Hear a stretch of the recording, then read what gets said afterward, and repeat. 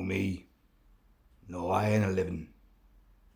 But what you didn't know was that I started off making home movies, like Mr. Spielberg. Here's one that I made way back in the 70s. Shot it on 16mm.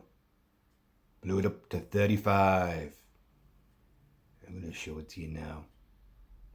For that, you're going to get the beginning, the middle, and the end. The whole damn thing. So, grab your popcorn. Mr. Mayor, Chief, ladies and gentlemen, we're going to watch Jaws. Hey folks, Kilt-Man here, Kilt-Man at your watch party services. We've got Bruce here, we've got Roxy the Wonder Dog here. I'm surrounded by universal monsters, the shark, and the thing. Da, da, da, da, da, da. So, you guys know the drill. The film is going to play, and I'm going to do yakety yak all over the top of it. So the whole point of it is, you press play when I press play, and we watch the film at the same time. And you don't look at me while it's going on. Don't do that. Look at the film. Look at the film.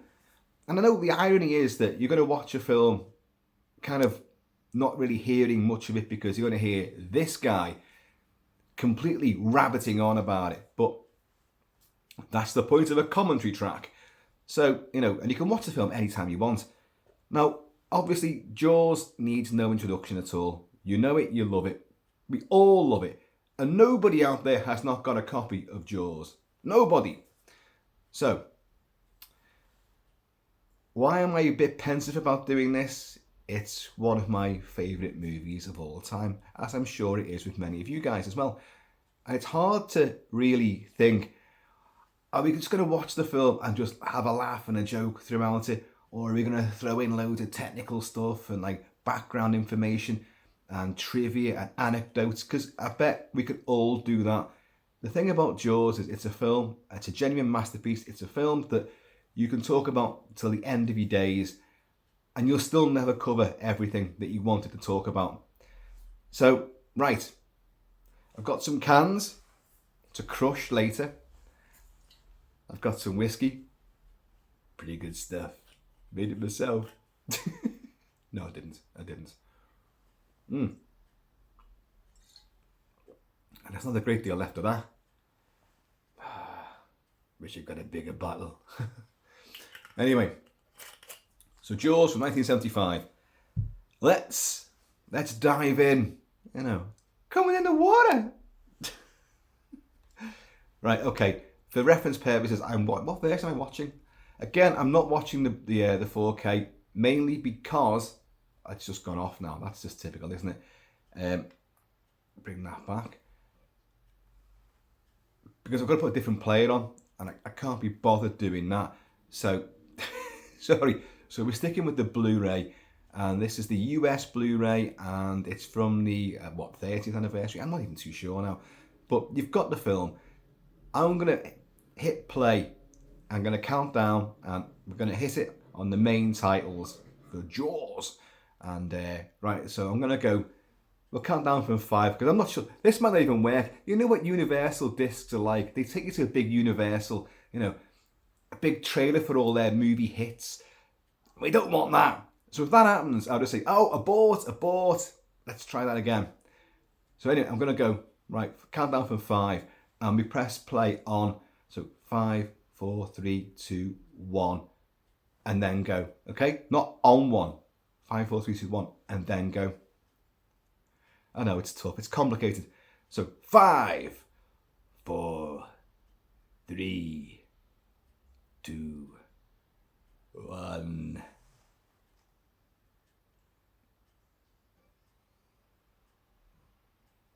Okay, it should be coming on now. Yeah, we're into the air. The cosmos. Oh, and there's the planet Earth. Universal. I do love that old logo. Love that. I will try and keep the sound down on this, for the primary reason being that I've had these videos blocked in the past, although I've always rescued them with a bit of, level-headed argument. Because it's copyright, even though, you know, no one can see the bloody film at all. But you might be able to hear it. Zanuck Brown and John Williams' score is just kicking in. The triumvirate, 3 men on a boat, Robert Shaw, Roy Scheider, Richard Dreyfuss, maybe Big Yahoo on the land. But if you're on the backstroke home, out here I'm Supercock. So the terrific underwater footage as well. A lot of the shark underwater footage, of course, you know, was filmed by Ron and Valerie Taylor in Australia, down the land of Oz. Speaking of which, my tinnies here are actually Australian beer. Well, it's Castlemaine 4X, and it did genuinely come from Australia as well, thanks to my good friend Scrowy. Ooh, beach parties. Fantastic photography from Bill Butler, who worked on Spielberg's earlier movies as well, his earlier short movies. But he basically asked to do this, and Spielberg was kind of like, well, do you want it? Yeah, because you're good enough.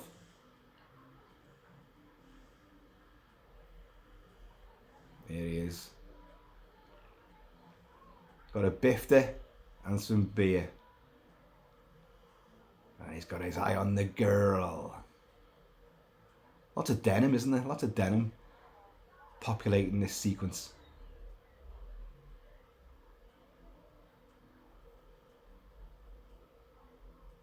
Oh, comes over. Says literally nothing. And she's off in a shot.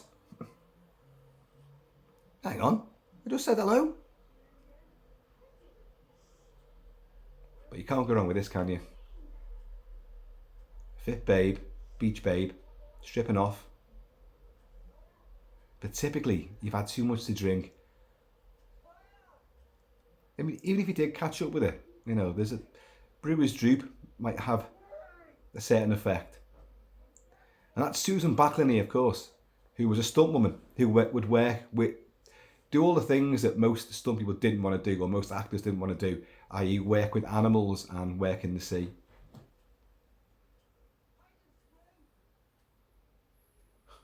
Yeah, that's a great shot though, isn't it, that? She said this was the one part she didn't like, the actual swimming out to the close to the buoy. Or the buoy, as you say in America, the buoy. I tell you what, folks, you don't go swimming at night at sunset. You just don't do this. Most dangerous time. Plus, swimming in dark water, out of your depth. Oh dear God.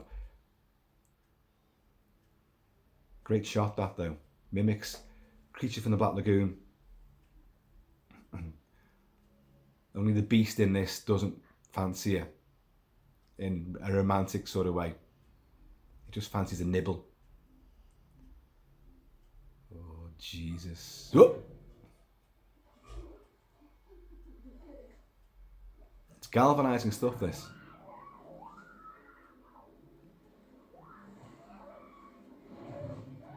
And the violent tossing around there. She's on a cable and winch system. A pulley and harness, let's call it that way. Just, she's strung between two sort of pillars underwater, and there's two guys on the shore which are running one way or the other, which is swinging her across. Oh, this is ghastly. It's her screaming. Oh, and then she just sinks below. Oh, and there he's on the beach. I mean, if that tide's coming in, a drowning victim there as well. Now, a lot of people have said that doesn't make any sense, that scene, because when you see the size of the shark, it would just cut her in half, like it does with Quint. It eats Alex Kitten whole, you know. It's got a mouth which is absolutely bloody huge. But in reality, I think it works because this shark has not eaten a human being before. So it's sampling. It's just having a little. It's probably having a nip at the leg or the ankle, and then realizing, hang on a minute, yeah, it's interesting. It's flapping around. Yeah, it's more like my normal kind of, food source. Seals. So then it goes in for the bigger chomp. It's testing its victim. They're in the yard, not too far from the car. Scheider. The man god that is Roy Scheider. With a genuine face like a shark.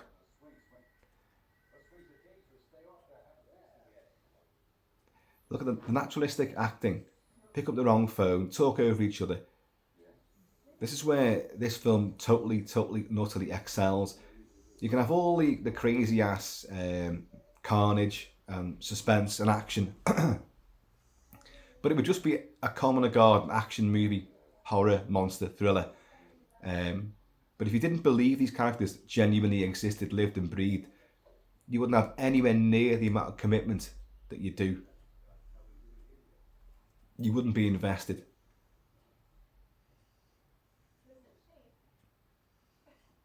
I want my cop back. You'll get him. Oh, that Jeep. Love that Jeep. As most of you guys know, I can't drive. I think that the vehicles I want most in life are the V8 Interceptor from Mad Max and the Aston Martin from Goldfinger. And Brody's Jeep. And I want this one with the khaki colour rather than Jaws 2 where it's like a pale blue.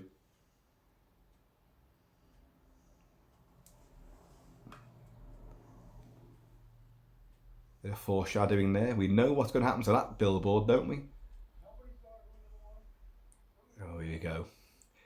And we're going to meet Deputy Hendricks, played by Jeffrey Kramer, who's outstanding. Gets a much bigger role in Jaws 2. And he would also be in Halloween 2 as well.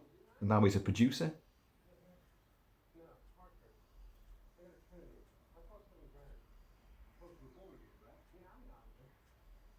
There's a great thing about the community here. I mean, it's filmed in Martha's Vineyard, as we know, but Amity Island being fictitious Amity Island, there's a very staunch community sensibility, which comes across greatly throughout the entire movie. Slight hostility towards outsiders. I mean, he's the police chief, but he's from New York. But he's still got an air of respect, even though he's been there for years. Oh, poor Hendricks. Imagine finding the remains of a human being. What once was a human being.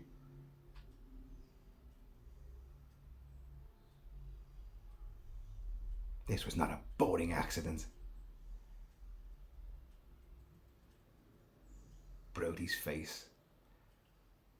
Scheider was non-stop tanning the entire time. He'd have them silver foil trays in front of him so he'd bounce the light back.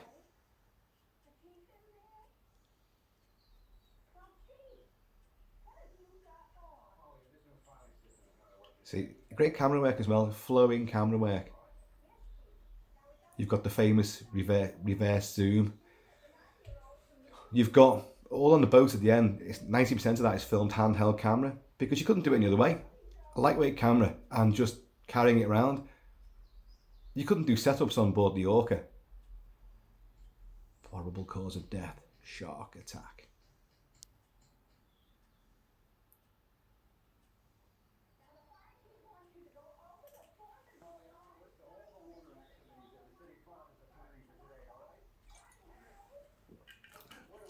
He's doing all the right things.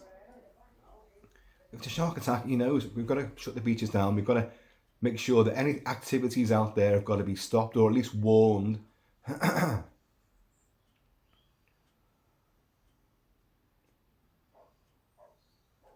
Martha's Vineyard, gorgeous place, isn't it?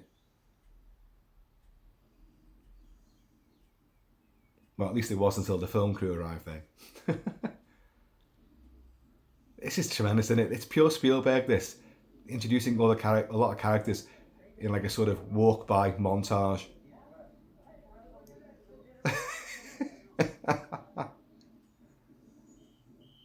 That's some bad Harry. Because that's him, that's Harry. This poor bastard. You haven't got a single thing I ordered. What a crap shop that is. Look at this. Brody, you dickhead. Clumsy.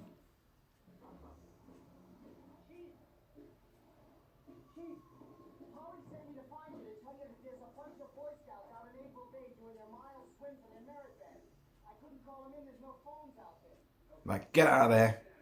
I'll do this.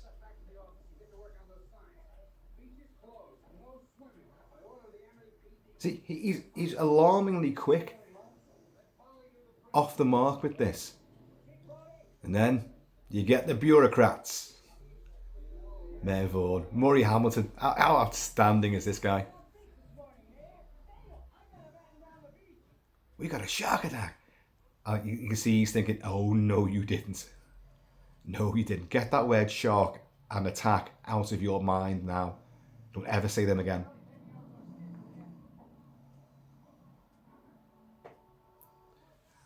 You know, this doesn't work, does it? Because he doesn't get out to the kids at all. Mainly because these guys come and coerce the whole bloody thing. In Peter Benchley's book, they're heavily in the back pocket of the mafia, so they can't do a great deal. Luckily, Carl Gottlieb, who wrote this, alongside Peter Benchley's first two stabs at the screenplay, and Spielberg's take on it, ditches all the internal politics and the mafia, plus the affair that Ellen Brody will have with Matt Hooper. You just don't need it. Benchley wrote a great thriller, a great monster story at its core, but he added so much what they would call airport lounge sort of dramas, soap operatics, and you know, all that kind of stuff. I think possibly. Yeah, what you just said there, a boating accident. You sure you're going to stand by that? And that's Carl Gottlieb there, by the way. It's happened before. He's the writer. Playing Meadows.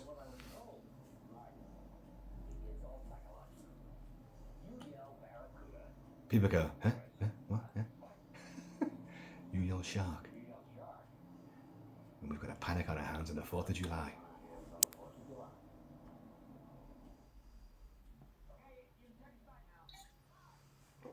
See, all over his jacket there, got anchors. Now, a bit of Cockney rhyming slang. You can read into that. Anchors, wankers. Oh God, here's Leif Fierro and what's his name? Voorhees, not Jason Voorhees, the lad Alex Kintner. Got his name here somewhere. What's his name? Jeff Voorhees plays Alex Kintner. And Leif Fierro, who died a couple of years ago, I did a big obituary for her, plays his mother. Of course, you guys know about the colour scheme of this. When there's yellow, this guy with Pippin the dog, Pippet the dog, is wearing yellow. Alex Kintner's mum's got a yellow hat on. He's riding out on a yellow, what do you call him? Air raft. What do you call them? Inflatable, that's it.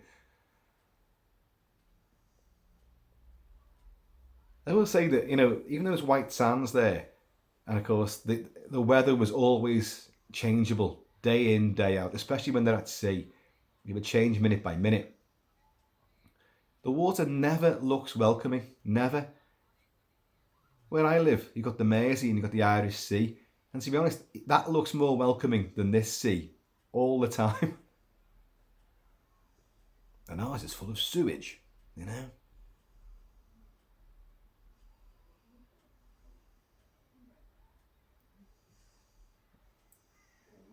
Love this guy. I've got a mate called Dave who's a dead ringer for this guy. Dead ringer. And like when I'm at the bar, he leans in as close to me as he is there to Brody. And to be honest, I pay him as little attention as Brody did.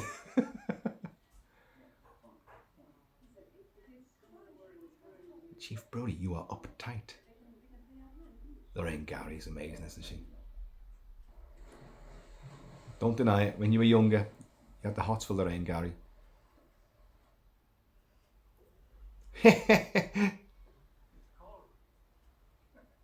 Oh, those man boobs. Geriatric moobs.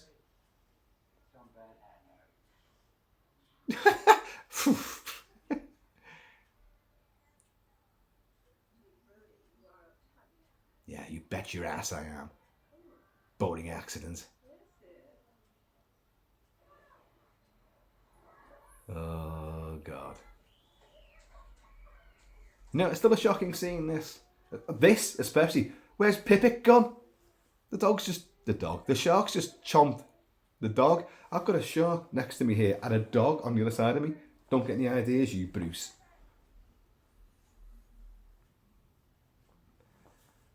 And the music kicks in.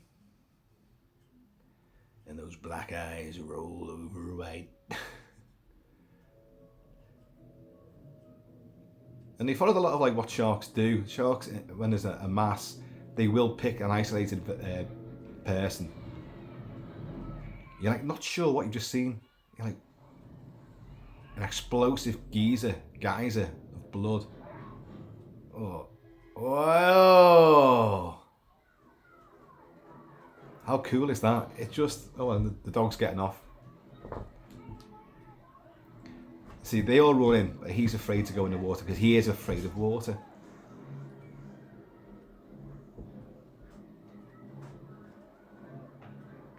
Look, the dog's owner there was pulling some of the kid out.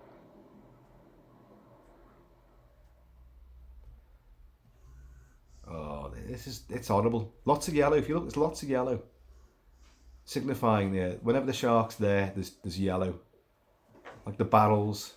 They got the barrels on him. Ah.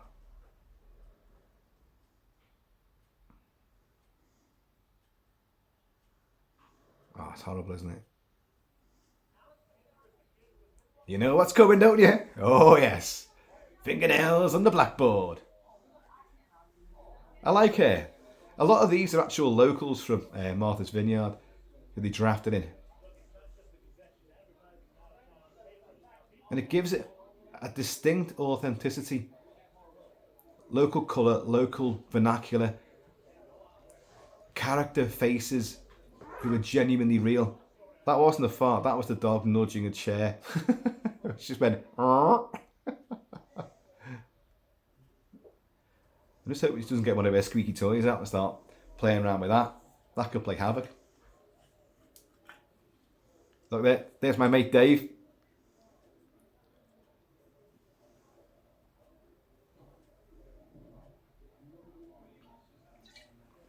Look at this guy with the glasses. He's alright, suck up to air.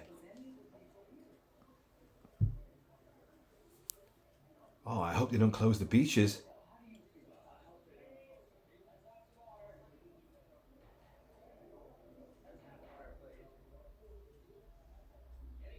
And there's Harry again. In cash or check? I don't think that's funny at all. Look at Harry. Harry's like, fuck this. I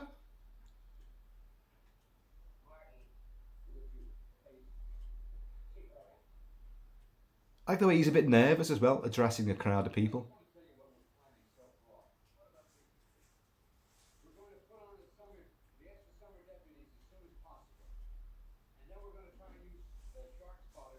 The stuttering, the stammering, the confusion over what to say. It's human, it's genuine.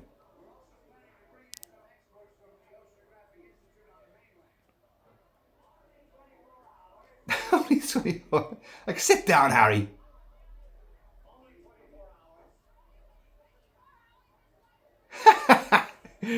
"24 hours is like 3 weeks."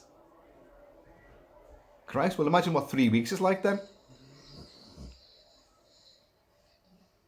Oh, I had a teacher called Mrs. Franson who looked like that old bird who turned around there in the pale blue. There he is.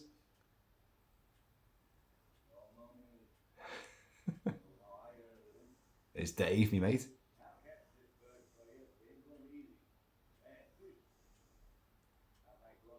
Imagine drawing that picture and saying Mrs. Kitten was actually in the room.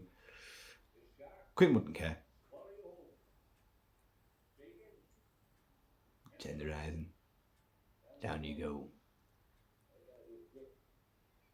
But yeah, your business on a paying basis.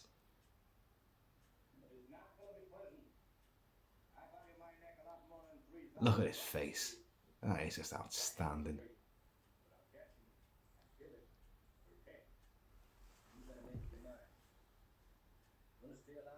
The accent, of course, Robert Shaw, Englishman.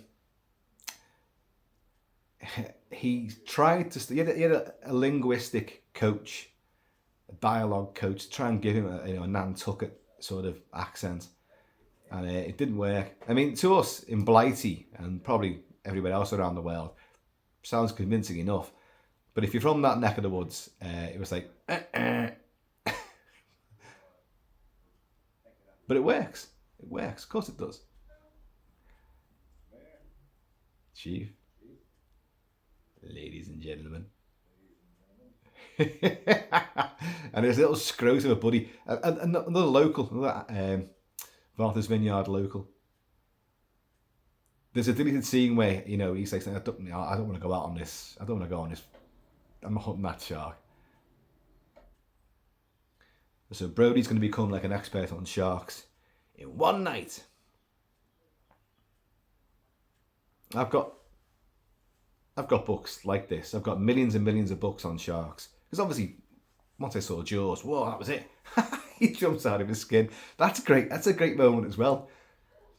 I actually forgot that was coming up and it made me jump. See that one he's got there? I've got that book. That one he's just pulled down now. I've got that one. There's some wonderful images in all of these books. What a view, what a lovely view. And I don't just mean Lorraine Gary.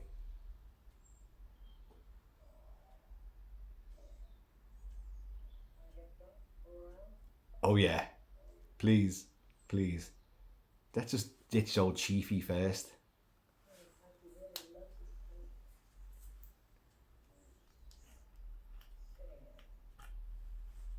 Jesus Christ. Oh, okay, got that. Misquoted that.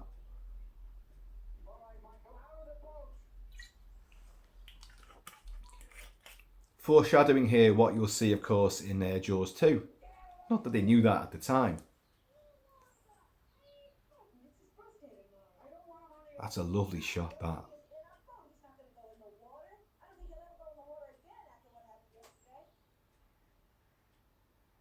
Brody's face, I mean Scheider's face, it is a shark. Those eyes. Oh, here's the famous shark.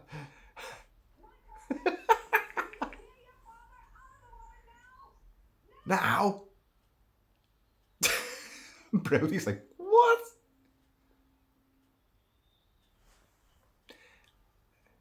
And here is the pier incident. I don't know if you guys can hear it, but yeah, the birds are singing and tweeting at the moment. Noisy bastards. Look at that. Whoa. This is my wife's pot roast. I wouldn't waste it on a fucking shark. I'd be eating that myself. Raw. You do have a bit of almost Hammer horror style day for night shooting in this movie. It's a bit more authentic because you get that kind of almost like half light. So it is a bit more effective. Look at that. Got a great big picture of that.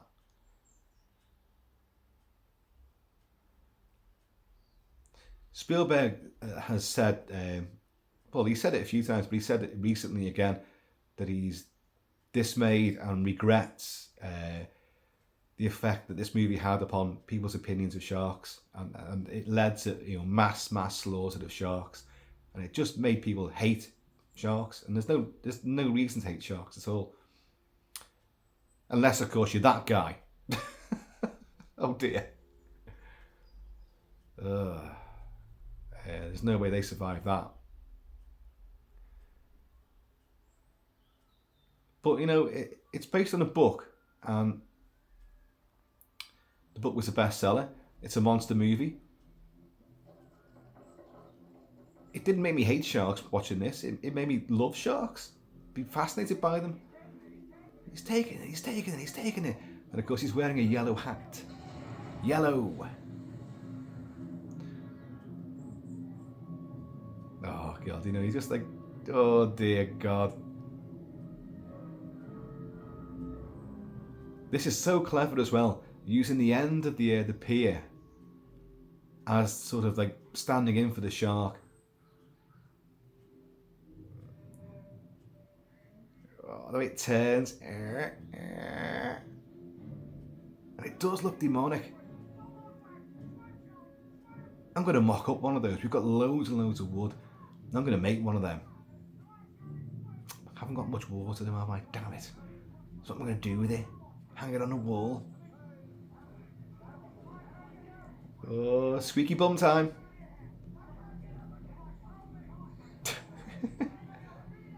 So the shark would actually be there at that stage, because the shark's pulling the bloody thing.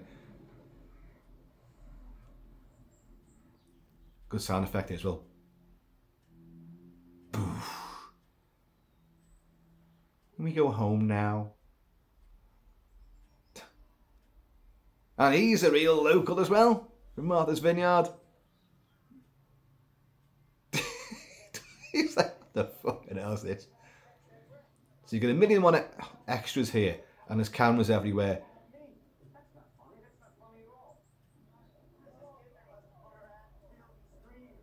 Oh, the Amity Police Department, wind cheaters, the khaki one and blue one. It's great stuff. Ben Gardner, wearing the duck spot camouflage there. Oh, and of course, it's our introduction to Richard Dreyfuss's Matt Hooper, ichthyologist extraordinaire. Look at the fucking clouds. It's not a pleasant place to be. That weather's god awful. Don't forget they've lit this as well, so that'll be really, really overcast. A lot of yellow on that boat.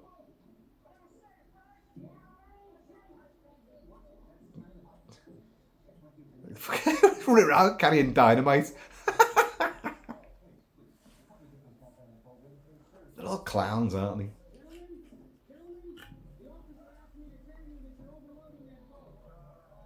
See, there's 3 guys wearing yellow there.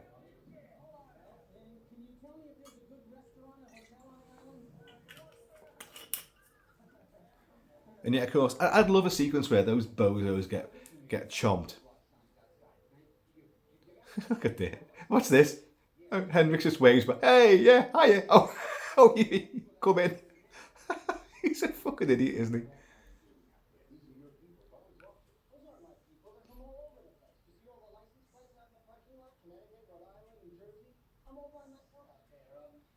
See, it's clever as well, because Mrs. Kintner put the advert out in national papers as well, so people are coming in from all over for a piece of the action.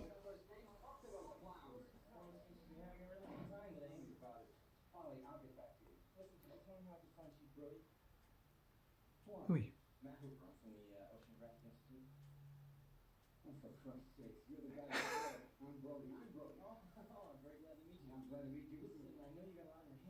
Do you know when I know we love these characters because we've seen the film so many times and we're so invested in them, but it's even from right from the word go, when you watch this film, and I saw it as a kid at a very young age, Ben Gardner, mate, you ain't coming back. So what happens to the other guy then, when you think about it? What happens to him? Because that is Ben Gardner there. And we know what happens to Ben Gardner. He was all banked up. You should have seen him.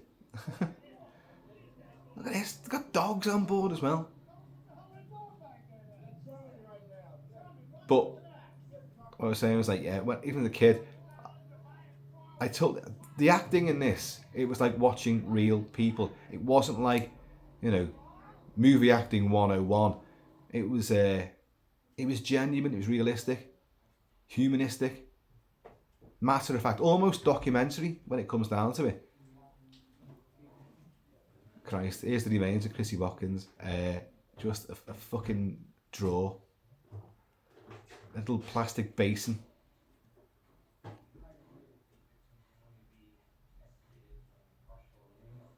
Oh, you're like, arr.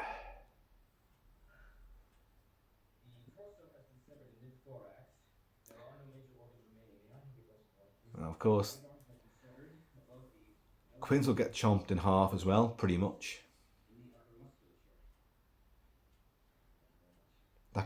The coroner's feeling a right dickhead. Medical examiner, I think he is. And you're a complete dunce.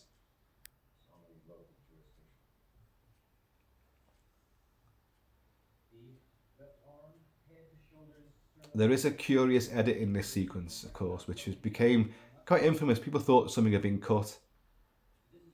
That there was another gory element. It's there, and there wasn't anything. It just is a curious edit. Verna Fields did the editing on this movie, which is magnificent in every other aspect.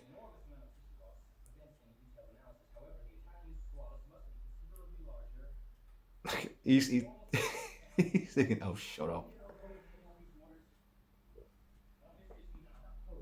It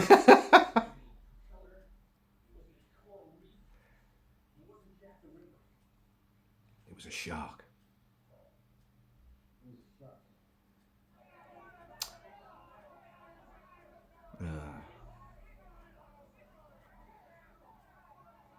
This is the tiger shark. See the stripes.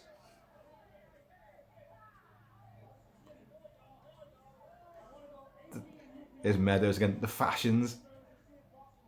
The mid-70s fashions. Friggin' god awful, aren't they?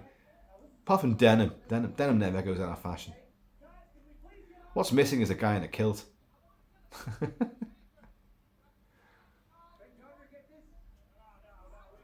Ben Gardner, get this. Because this is the rivalry that it's unspoken in the movie, but it's like, Ben Gardner, get this. Oh no, we got it. But the other big fisherman on the island, the shark fisherman, is Quint. And like, I did a video with Ben Gardner's severed head, and I told my made up version of the rivalry between Quint and Ben Gardner. Kicking him off the shot. Oh, fuck off. I mean, everyone's from out of town, so why not keep him in there?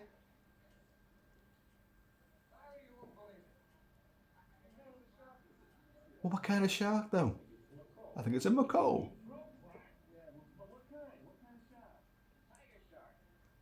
Oh, what? Dickhead. Meant to be fishermen. They should have a fucking clue what sharks there are out there. They're just like Dockland gangsters, aren't they?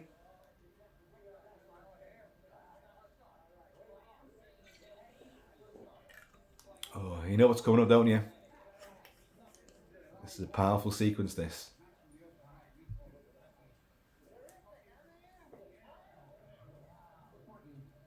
Look.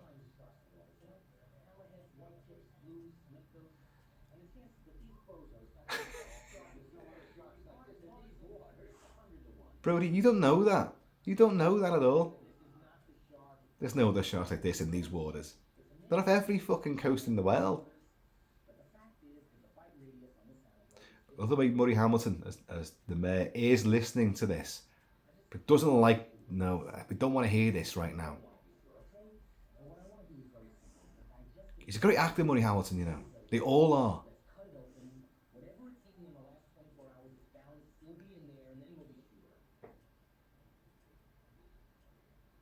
Look at him. As Brody says, it might be the only way to be sure.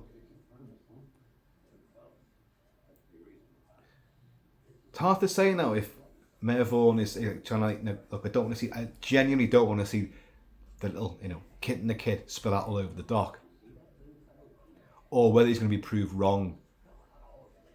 It's hard to work out. Oh no, here we go.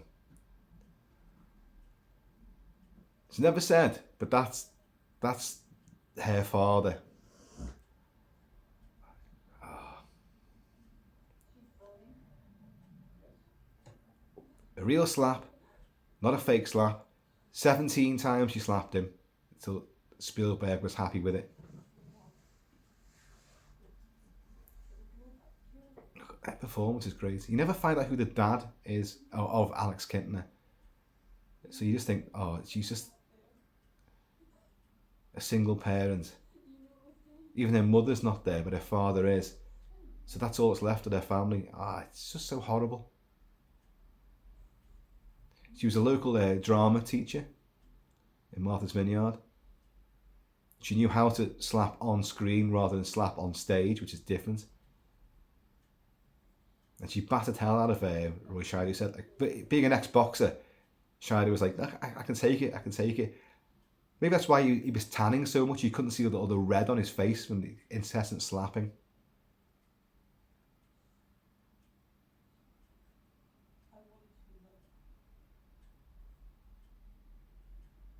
She's great. Oh, it's horrible, isn't it? And even the bozos, the Dockland mafia junkies, the shark killers extraordinaire or something thing, even they're like, doesn't matter anymore. It's superb.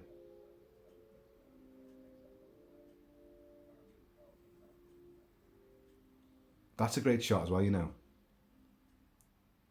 allowing the newcomer, Hooper, who knows a lot more than they do, like a bit of insight, a bit of, I'm understanding the pain you're going through. I can trust you. It's not your fault. Isn't that a great sequence? Little Sean, that's little Sean Brody. Gonna do all the copying gestures. His elbow slipped off the table there. It's great. It's so real. And I love watching Lorraine Gary's reaction to it as well.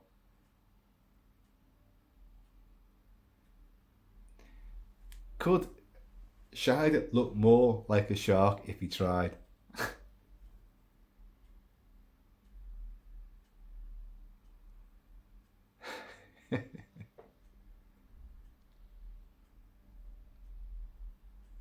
Isn't it lovely?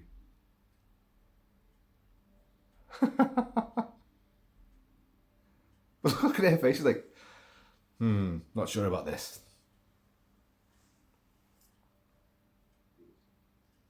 Why?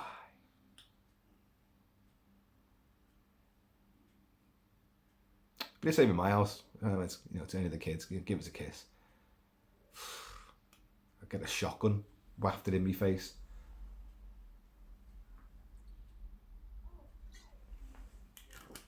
Again, subtle, but a great composition there. Our boy in the foreground, getting himself justifiably pissed. Now, excuse me, my brother, who's the eldest of my family, I'm the youngest.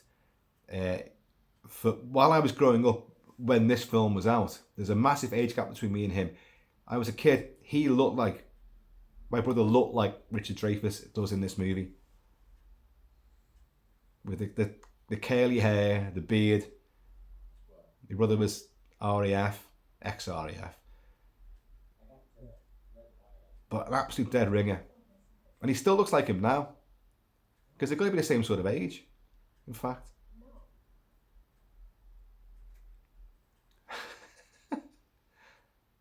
I'd do this. I've been to people's houses before and called in when someone's like, oh, they've been eating dinner. I'm like, oh, you're not eating that? You finished with that? Yo, yeah. Why'd you want it? And I go, yeah, I'm stabbing the whole thing. Licking the plate. Oh, do you not want yours either? Oh, I'll have that as well.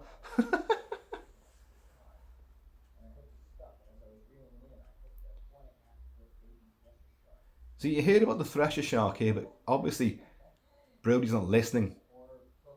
Because he will ask later, thresher, and he goes, it's a shark. He's already explained what a thresher is, but Brody just isn't. He's not in the zone, is he? Or rather, he's in a different zone.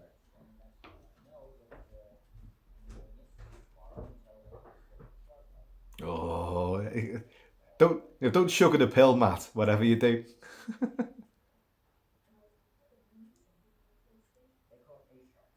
Not the shark.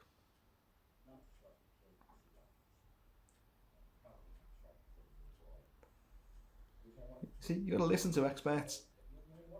Well, I say listen to experts. We listened to experts during the pandemic, and what a bunch of fucking tosspots they were.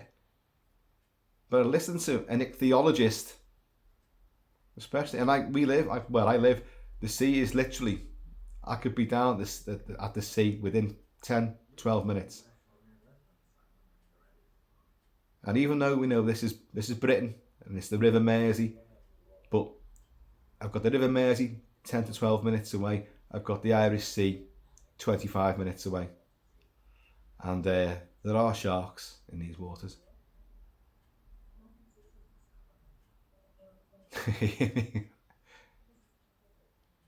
Trying to think, it's some kind of fear, isn't it? Drowning.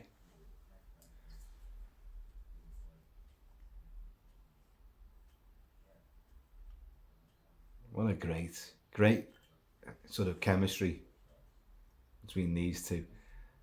And the chemistry between Dreyfus, of course, and Robert Shaw is a bit more sparky, irascible, a bit more volatile than it was in reality as well.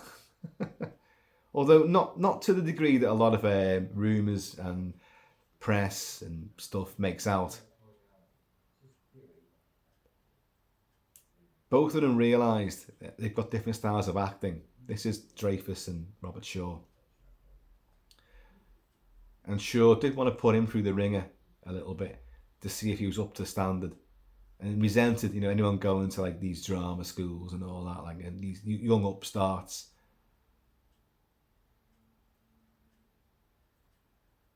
There we go. So quick change of clothes, get your denims back on.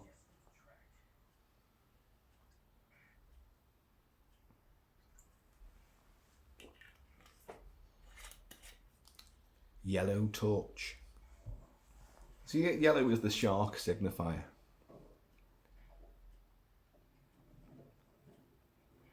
Bill Butler, who was the cinematographer, he said he wanted the first half of the movie to be colourful and have a riot of colours from the town, the seafarers, the ships, the boats, the clothing, and the countryside. And then for the film to get progressively darker, so it was more overcast and darker and more demonic. But that couldn't really be done because of the way that the weather was so changeable. So even during the first half of the movie, it goes light and dark quite quickly. And even during the last half, the three men in the boats, which is the most celebrated half of the movie, the weather's so changeable, the lighting changes all the time, and it still is very colourful. So it just couldn't be done. Nice idea, nice aesthetic sort of visual narrative idea, but it weren't to be. So now they know that shark did not kill Alex Kittner.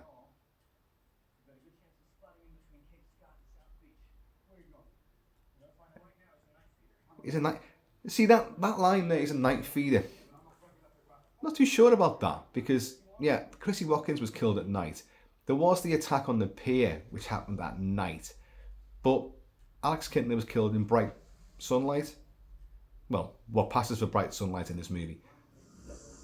So I'm not too sure about, Matt Hooper's theory there. He's a night feeder. Got a good chance of spotting him between here and whatever else he said.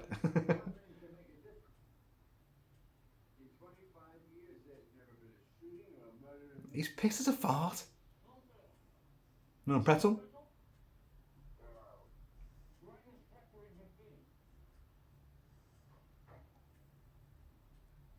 This is a splendidly eerie sequence, this.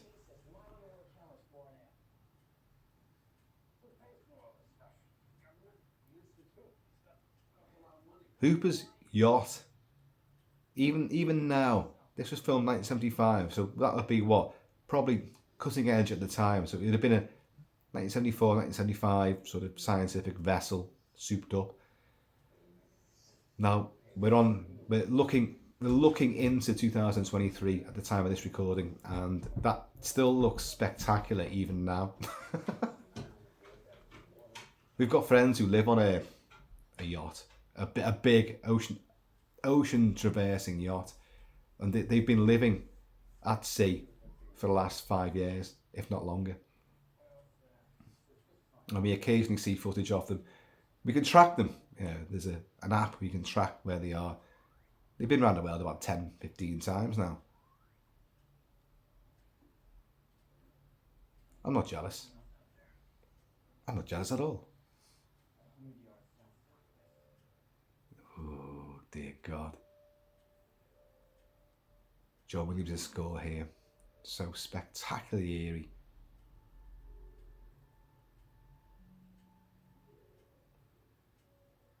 They see on the monitor, what is it? Oh, it's probably just a school of mackerel or thrown together. No, wait, there's something else out there. Oh, it's those lines. There's something else out there.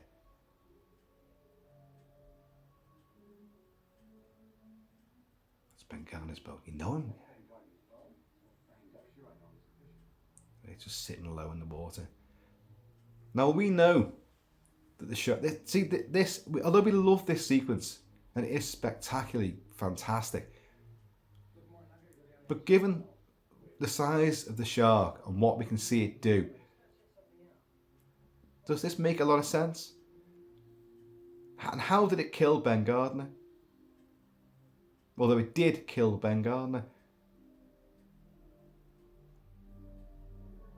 Did he lose like a leg over the side or whatever? That little chomp there looks very small for what the size of that shark's mouth.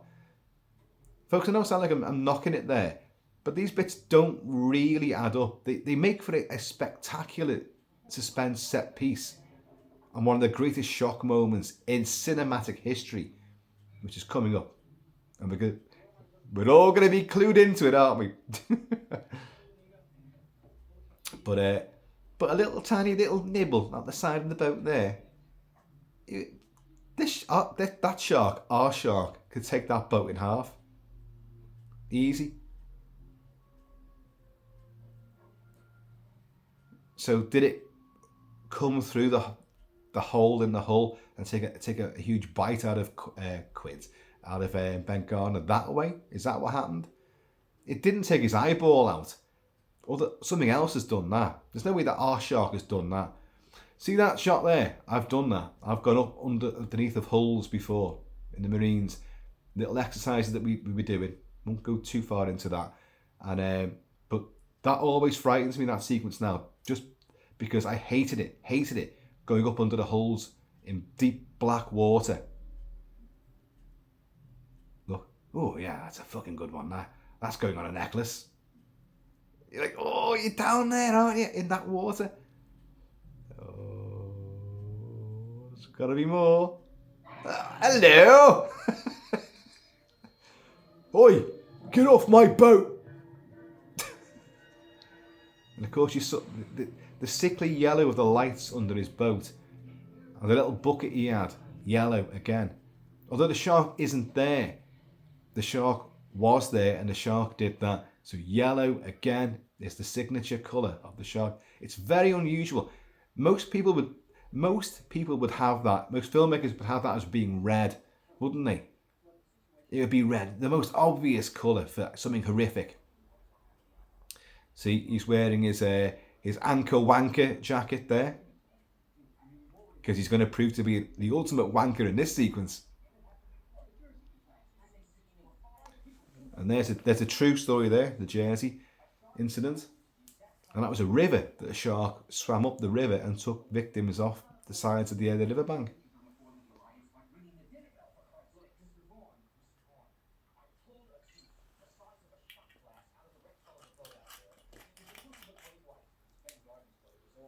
Love it, you think he's listening and caring.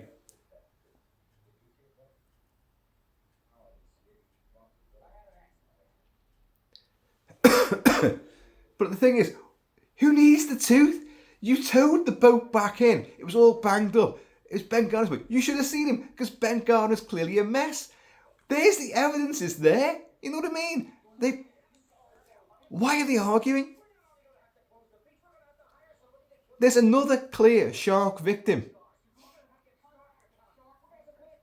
But who cares? It's Jaws. You can get away with it.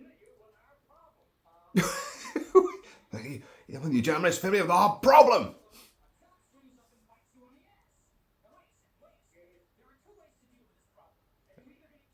There we go. Here's the big billboard.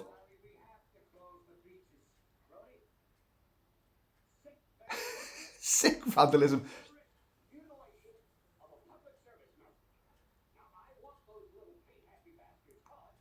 Hung up by their Buster Browns. You know, for a long time, many, many years, I thought Buster Browns, it was a euphemism for, like, you know, their bollocks. These little pig-handed bastards caught and hung up by their balls. That's what I thought he meant. Buster Browns was, a lot of you guys probably know this, it was the type of garb, a little, almost like a page boy's tunic and with a sort of curly cravat and collar piece, which a lot of American school kids had in the early, like, 1902, 1910, 15. And there was even a comic strip called Buster Brown, who was a mischievous little scrote, but dressed like the angelic page boy. And that's what he's saying. Hung up by their Buster Browns, which is the little tunic and cravat thing.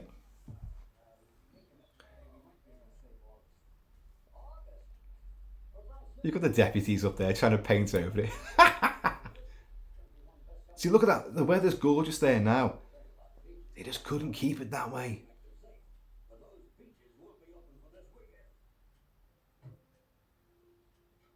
So fuck you, Brody. And you jumped up shark specialist.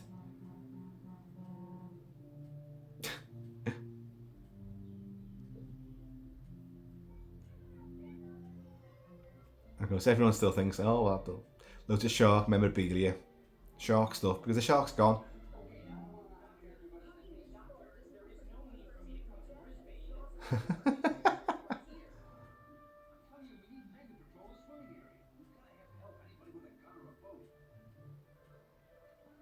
It's a great montage, this. The 4th of July montage. All the frivolous merrymakers coming in. Some wearing yellow, obviously. While they're frantically trying to do their stuff. Dad! What? Get out of my face, will you? Yellow school bus as well. The extra summer deputies. Nuns! The most frightening things on earth. Nuns. Even a shark wouldn't go near a nun.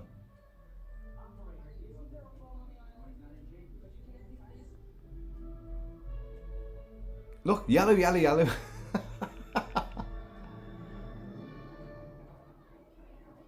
Old arcade game. Bit nasty then, isn't it? Kill a shark and you're the one killing the shark.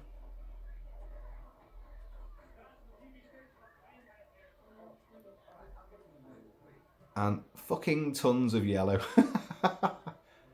Isn't that Pipit's dad again over there? Oh, a bit of really see that guy there in the middle on the blue towel? He's wearing Buchanan tartan shorts.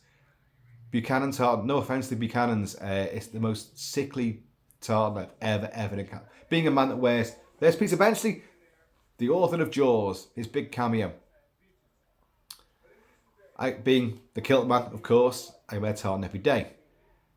But you'll never see me wearing a Buchanan tartan because it looks like cat spew.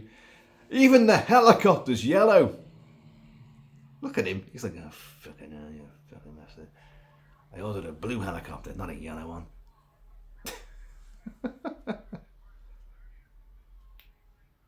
But he is great, though. He is a tremendous character. God, don't wear yellow shorts, Jesus. Yeah, you guys, get your fucking asses in the water.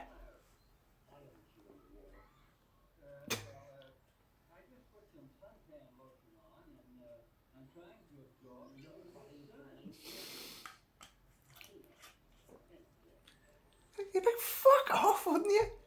Because look, they're terrified. Look at her face. You can see he's going like, no. Let's, come on, kids. A yellow inflatable. Let's all go in the water together. Come on. And of course it works, doesn't it? It does bring everybody into the sea. To be honest, you wouldn't fancy going in the water, would you? When you've got like all these little flotilla of boats and men with like M1 Garands and hunting rifles, walkie-talkies. Look at him, cheesy twat. I'd say you get your ass in the water and I'll follow you.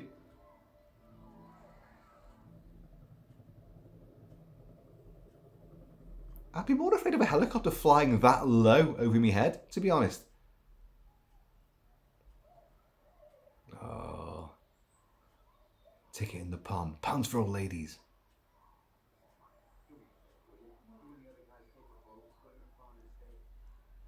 Really?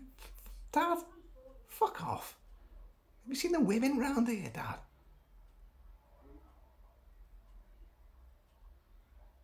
Of course, Mike and Sean, the Brody kids, would be different actors in Jaws 2. I have reviewed Jaws 2 in an epic big video, almost a 2-hour video. So please do check that out. Oh, she's lovely, isn't she?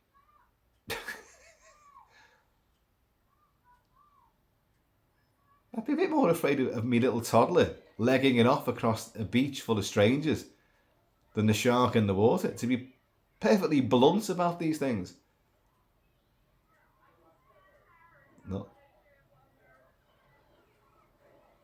See, you are seeing, this is good because you're seeing all the select men, the select committee of the mayor and all the main business sort of heads of Amity. They're in the water.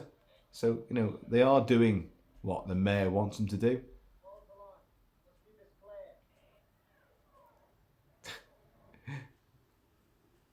You've got Hendrix actually, doing something, thinking he's got a walkie-talkie, he's in charge of, a team.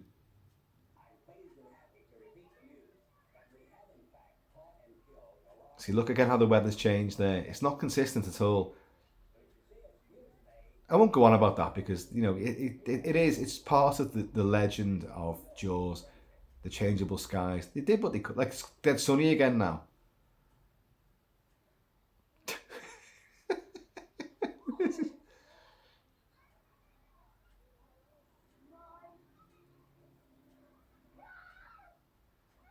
And that's the mayor's group there going to be overturned.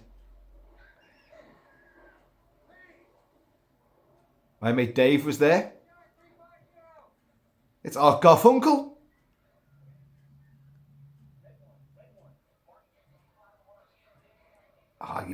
You've been waiting for this moment. Not explained in this film why he says no whistles, no whistles. You see it in the book though. There's I know about the reference to high-pitched noises. But Brody and Hooper have not actually said anything about the high-pitched noise. Yellow. It's a bad stampede, actually, and this is what stampedes happen. And see this girl here? Many people I know have gone, stupid woman. Why is she just standing there? People go into shock. People panic. They do the completely ridiculous things. The worst things that you could do. And people who are like complete scatterbrains do the best things. No one ever knows what happens when how you're going to react in a panic scenario. Dickhead. He's thinking, oh fucking hell.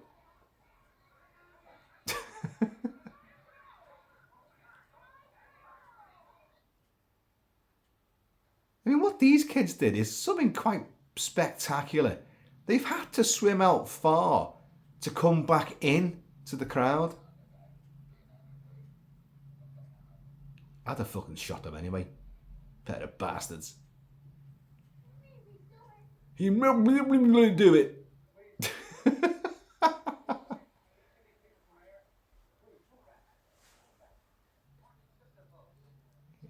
Get up here. Fucking knee him in the face. Little shit.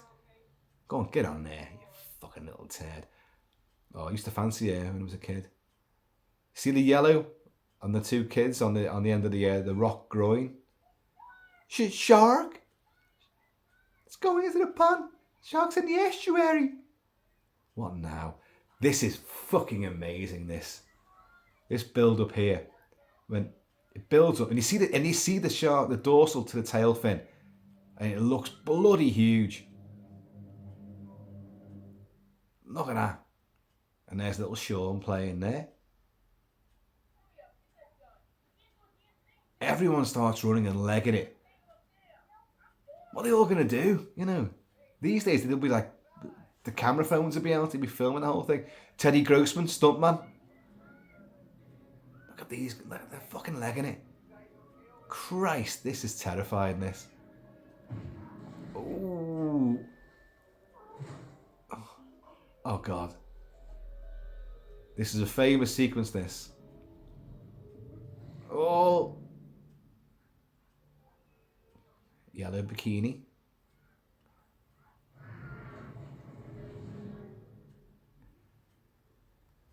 Would a leg, seven leg, sink to the bottom, or would it float? I don't know. Human bodies float. Now we know what this sequence is there. In reality, the original sequence there, Teddy Grossman, the guy who got his leg chomped, he's sitting in a chair strapped to the raft pulling that fake shark. And there's blood gushing from his mouth. And the camera follows him, tracks him, and the shark drags him towards Mike Brody. And played by Chris Ribello. And he grabs hold of Chris Ribello and throws him aside to save him whilst being dragged under, still gushing blood horribly from his mouth. It's available, you can see the deleted scene. It's a really, really ghastly sequence. I kind of wish they kept it in, because it does make it even more horrific. But that shot that you see of the camera zooming towards the treading water, Chris Ribello as Mike Brody, is the one remaining shot from that sequence. And it's not, but the idea that you get from the theatrical version is that that's the shark's point of view, when really it isn't. It's actually Teddy Grossman's point of view, sitting in the shark's mouth. And he saves Mike Brody. Dear God, you know, that's quite a fucking gruesome sequence, that. There's no two ways about it. To keep, you know, for the PG rating or certificate A in this country, they did really well. This film is nasty. Make no bones about it. This film is gory, it's nasty, it's scary, and it gets away with it. I think the Teddy Grossman full sequence would have perhaps pushed the boundaries a little bit more. Yeah, right. Oh, Mevon, get your fucking ass over here. Larry.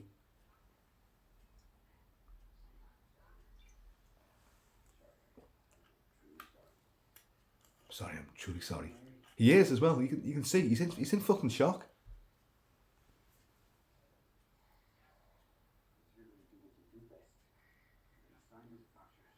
You're going to do what you do best. You're going to sign this.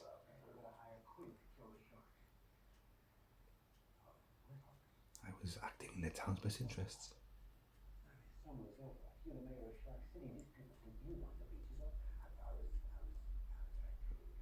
You're the mayor of Shark City. The summer is over.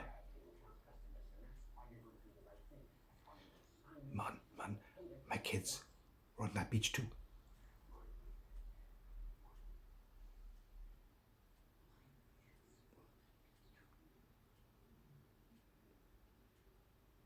And it's another powerful sequence.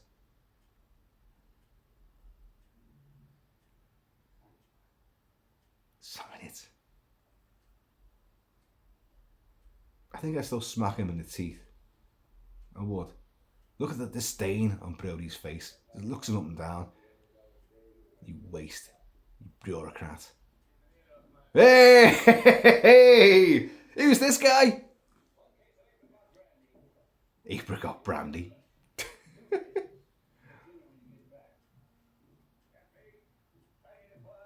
Hooper's like, wow, look at all this. It's a bit weird because Hooper's like a ichthyologist who studies them and wants to protect them as well. Sharks. Pretty good stuff. See that's a Guernsey fisherman's jumper. I've got that.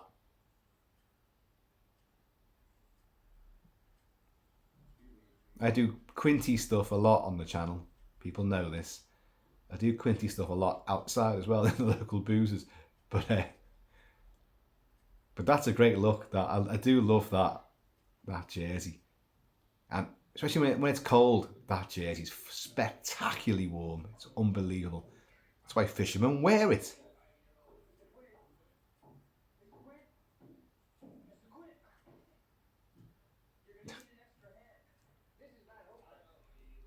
See, I know who he is.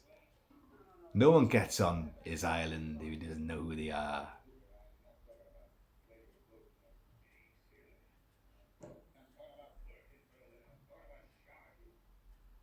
See, Brody's gone back to his khaki or sand-coloured wind cheetah.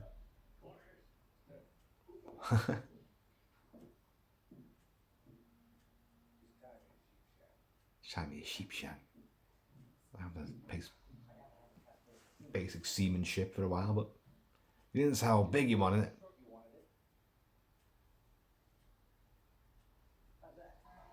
Not interested, is he? Look at this, like, oh, fuck, I don't care. I'm just showing you up. Oh. You know, of course, they wanted Sterling Hayden. Spielberg wanted Sterling Hayden to play Quint. And Sterling Hayden's a much bigger man than Robert Shaw. So in a lot of scenes on the boat, they had to like sort of ramp up what Robert Shaw is sitting on, because Robert Shaw is not as big a man as people think he is. And yet, if you think about it, with Dreyfus there, you'd had Sterling Hayden, the size gap would be ridiculous. It would be way too much. It's your punt, it's your charter, it's my boat.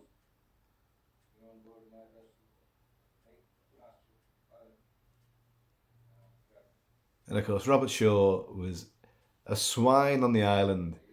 They had, because this was a big movie, so the press was there trying to interview people and record stuff. And you know, Universal, Zanuck Brown were very happy to bring this on board. Hey, on board there. See what I did there?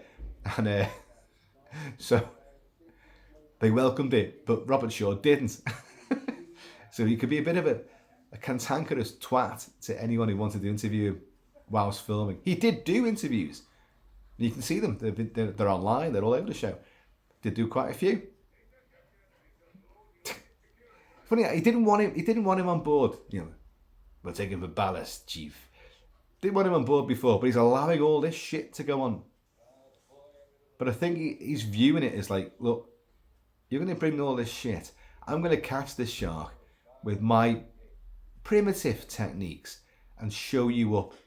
You want to use technology and all this modern crap. I'm the macho man. You know, fuck all. Sharks in the water. Ah, shark. Here we go.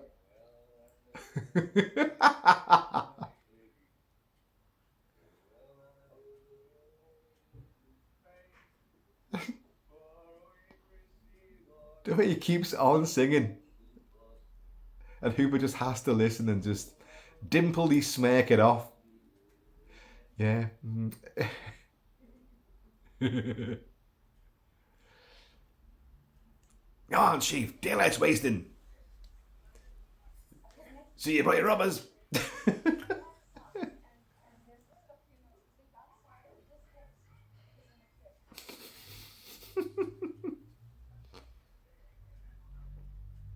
The M1 Garand. Yeah, a rifle. Certainly well used. Certainly lots of battle prestige to that rifle.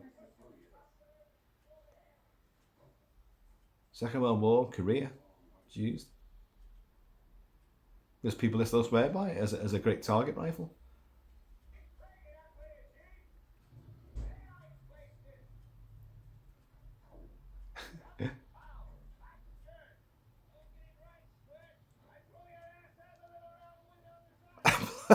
Yes.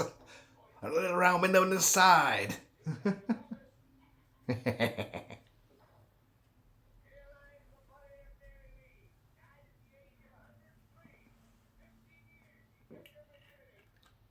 Not a bad record for this vicinity. Brownie's looking at his record like, oh shit, can you just put your hand out and drag me back? Ah. Spectacularly great visual reference. And of course, they pulled a tooth the size of a shot glass out of the rectal of a boat out there, and the camera seems to zoom towards a missing tooth on those jaws there. Of course, it clearly isn't. That isn't where the tooth came from.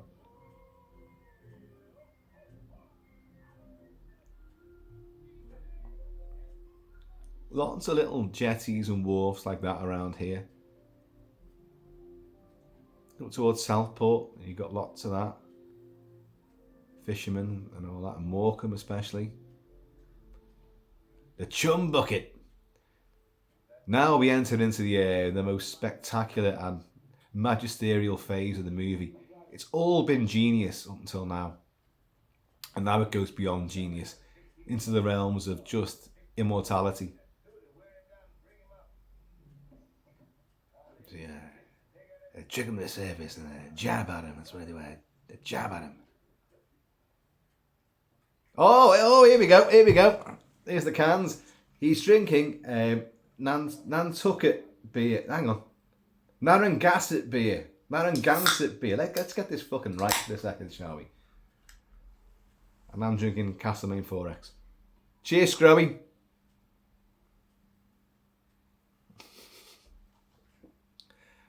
The endless dueling of machismo. Whoa.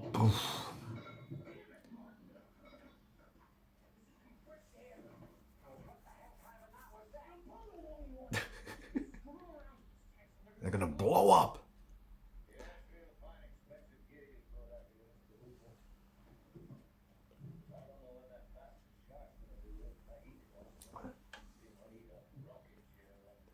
Hey, Chiefy.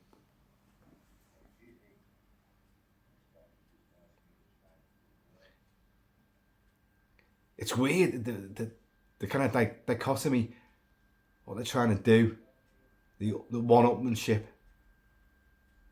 A Chiefy, because well, hang on a minute, I don't really know what Hooper's brought aboard here, but I know knots. So Chiefy, you just ask me next time what bit to pull, Oh, tick tick tick. And again, Williams' music will just ominously hint at what might be taking place.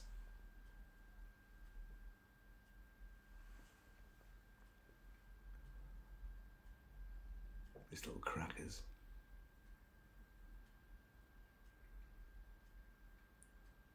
And the music.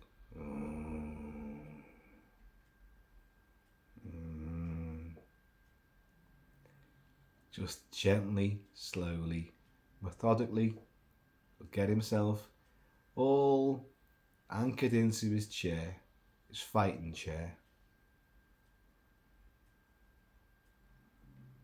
Is it a face like the sea?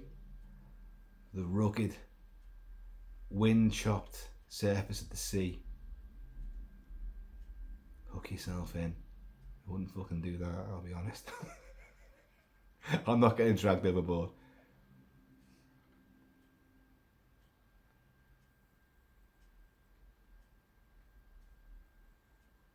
Hey, I got it.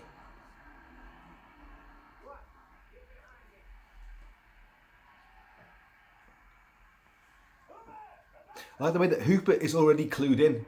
He's been aware of that little scenario taking place. Something's happening here. He was already sitting there on the bridge, watching. Super Sunny. Look.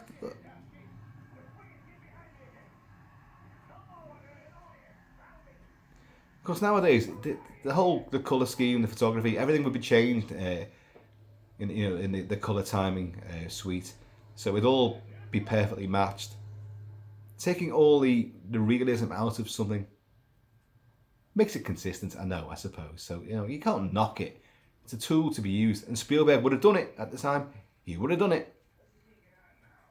What's he thinking on now?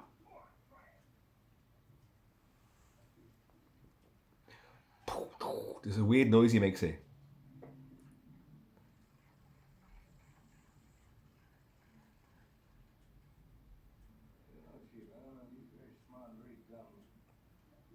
Yeah, coming up.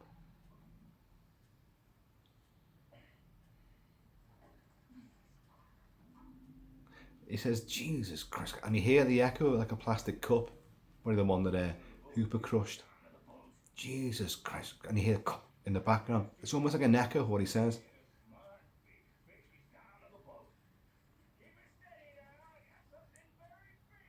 I don't think so. Put your gloves on, both of you.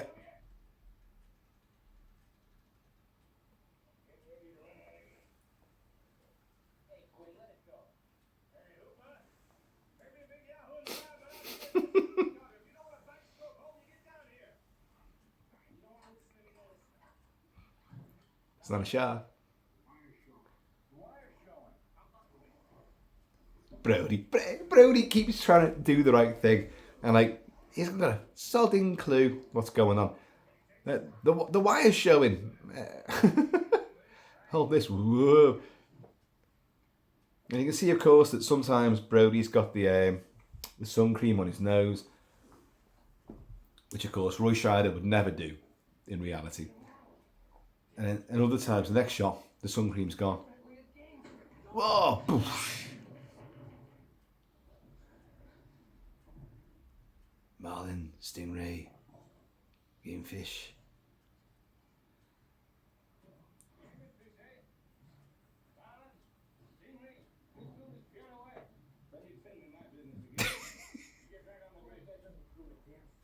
A great line here.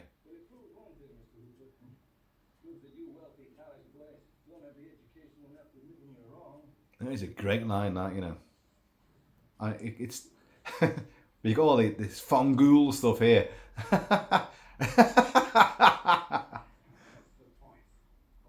What's the point? Hooks and lines. Not sure that's the best answer there, to be honest. What's the point of hooks and lines? Well, if you lose one, you rig one. I can't. And jab at him. Hold up like a catfish. The music and the bounty quotes are terrific. Oh, but if everyone is looking at me right now, I do have the Quint name tag here as well. So look, hey, there you go. Hey, mine's a bit more weathered than his. Actually, I stained mine with coffee.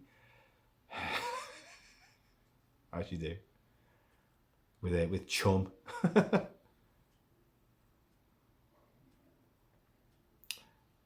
got all the barrels there. They won't last.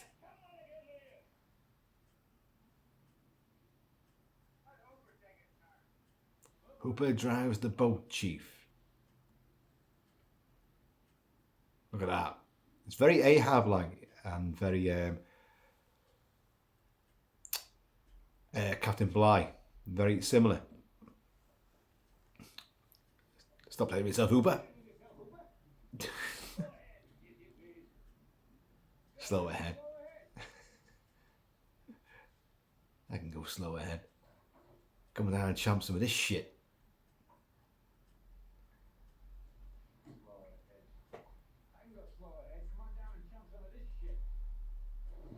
Hello? Could have some barbecue sauce with the next shovelful, please.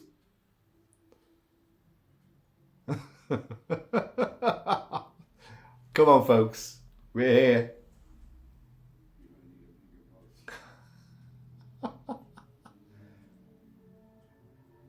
Cue another absolutely extraordinary set piece.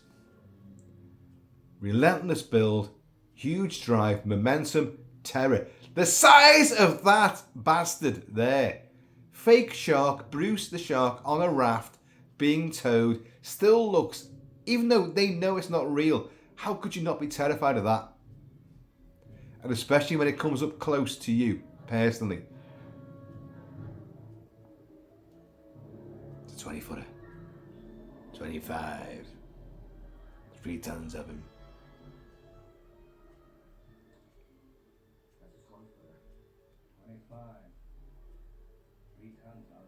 So, you know, in movies after this, like Deep Blue Sea and the Deep Blue Sea sequels, The Meg and, Jaws 2, Jaws 3, certainly, the sharks would be bigger, but they wouldn't be scarier. I'm a big fan of Deep Blue Sea. I think it's a great movie. I have reviewed it, actually. But no shark has ever, in any movie, has ever come close to the terrifying size and character of Bruce the shark in this. And he's not as big as these other sharks, but he's within the realms of reality. He's frightening because sharks like that do exist. You've got Big Blue. Is it Deep Blue, who's a 50-year-old female great white shark who's the size of Bruce the shark. 25 foot. That's a real shark. Filmed and tagged and is tracked all over the world.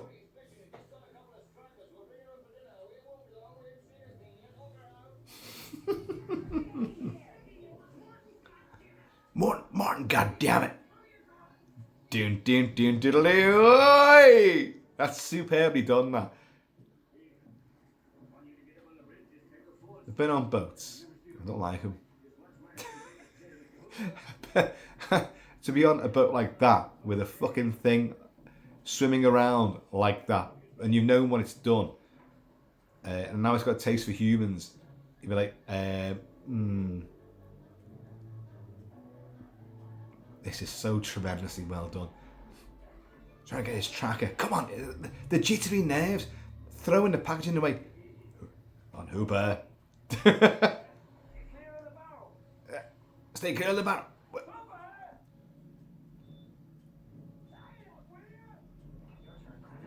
You're 10 quid.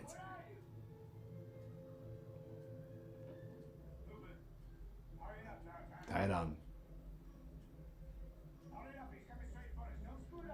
Don't wait for me. Come on. Like, you see Brody, like, just fucking shoot it. Shoot it in the head. Kill it.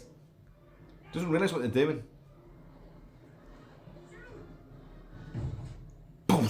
Oh. Gotta be careful with that. You can be dragged over. You got your hand caught up in that. Over you go.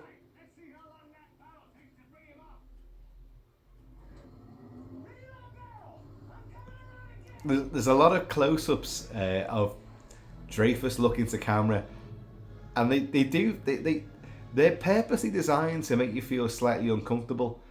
Like he's looking at you. But a lot of the time he's looking at Quint. And it'll cut to Quint looking not at camera, but at Hooper. But it makes you feel more uncomfortable for Hooper.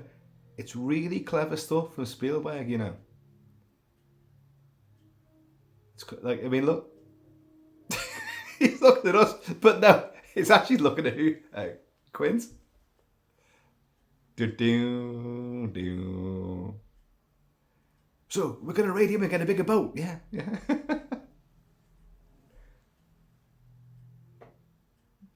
Look at this.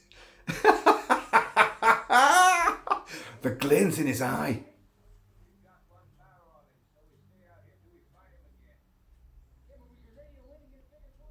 Ooh. Look at that. The demonic sky behind him. Superb. It's Ahab. It's Captain Bligh. It's all of these overzealous sea captains. And now we get the Scar comparing. Don't worry, Chief. It could be permanent. You want to see something permanent?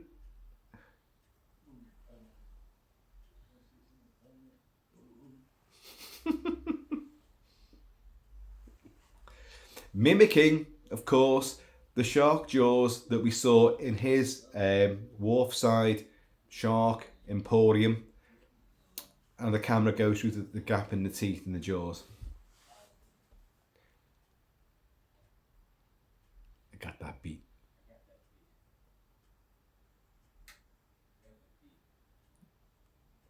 See, my brother, it's this sequence a lot actually reminds me of him. The way he looks there.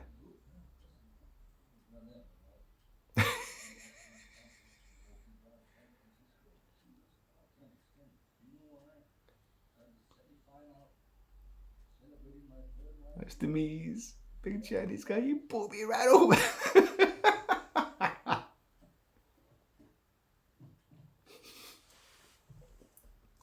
You do think that they win each other over here. It doesn't. It works in this sequence. But they're not real mates even after this.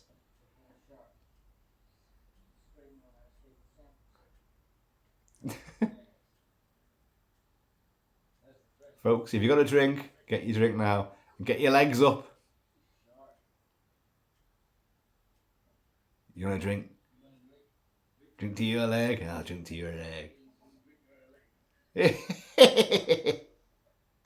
And Brody checks his appendix scar. He's like, oh, fucking hell. That's a nun. You're wearing a sweater.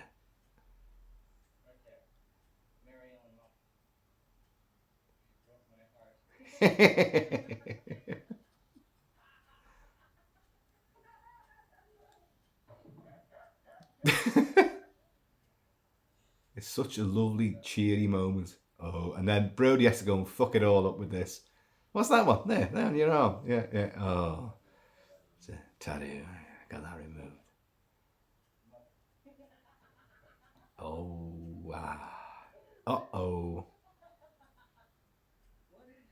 The speech, folks, is legendary. The USS Indianapolis. I did a video. I quoted this entire speech in full Quint garb.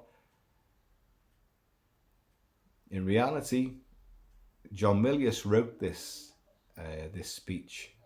I think Gottlieb had a stab at it as well. I think Spielberg actually had a stab at it as well. He kind of changed things. But we all know that Robert Shaw went, no, this is what it should be. And in reality, Robert Shaw screwed it up because he was drunk. Crazily drunk when he did it the first time round. And he fucked it up completely.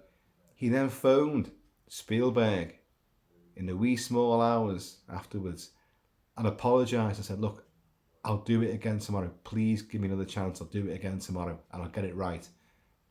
And he did it again the next day and he nailed it. But the words had been changed. and the words are changed. Now, I know. Look, I'm going to talk over this because you know the speech. We know what gets said, and you can watch the film and listen to it,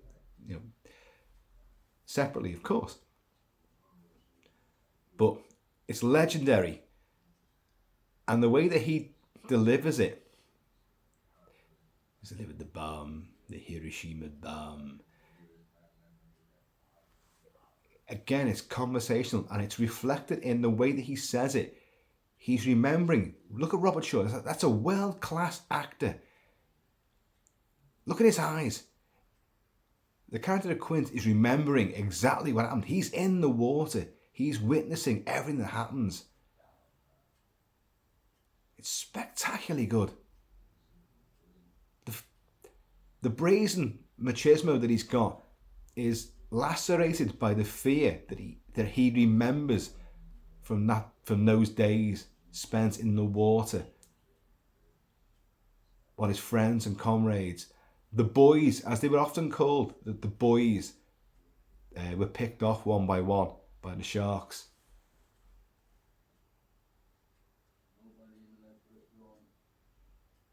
The little mannerisms, the little finger rustle there that he did, and the rapping.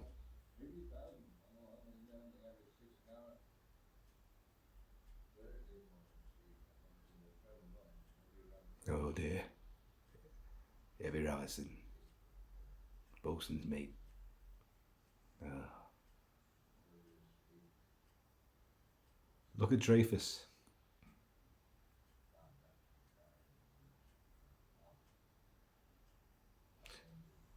Dreyfus, Scheider, Spielberg, and everyone else would have witnessed the mess up that Shaw had made the day before, and then getting this now and him nailing it. They're gonna realise this is what acting can be. You don't have to be a method actor. You don't have to be drunk to do these things. But when you can deliver, oh man, can you deliver?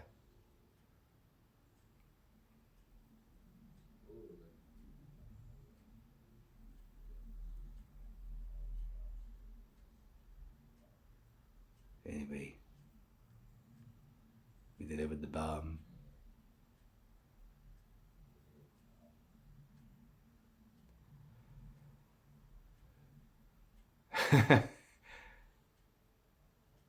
Oh, the whale song as well. Oh my God. Folks, I've seen this film. I cannot possibly put a figure to the number of times I've seen this film. I cannot, and it's hundreds. It is hundreds. At cinema, many times, and on Betamax and VHS and on TV, and then Laserdisc and DVD, Blu-ray, UHD. UHD is actually really pretty good. And every time you see something different, every time, I swear to God, you see something different every time you see this movie. And you get a different vibe from it. But you get that same excitement, that same exhilaration. There are so few films that can do this. And there's a huge collective joy with this movie. A joy for a movie which has a monster shark chewing people up. And the irascible bastard at the helm of a doomed boat, you know.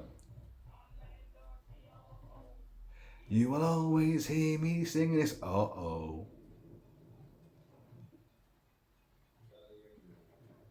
I love the way that Dreyfus Hooper leaps into action, and Quint's just like, okay, look, start the engine. We're getting smacked. You've got Brody always saying, you ever have one do this before? But the calm in the face of fire, literally, that Quint has. His boat's getting savaged. but you can get the impression he has been through this before.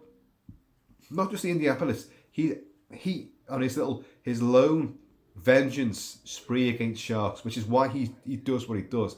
It's his hatred for sharks as to what happened. Look at that! Oh, the great sound effect.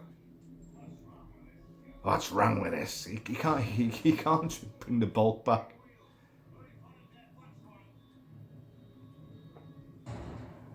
Ah, Brody slips as well. Oh God. And we'll get the Spielberg favoured shooting star in a second. He gets it out, yeah. I forget now. Is that a 38? There's the shooting star. Whee! Is that the 38? Or is it a 357 Magnum? I can't remember. Sorry, folks. I know me guns from movies, having fired so many guns and had so many weapons in my life. I know the weapons, and I forgot. I genuinely now when I'm doing this, I've forgotten what that gun is that Brody's got. It doesn't matter. It's a gun. And it won't do no bloody good against a bloody shark.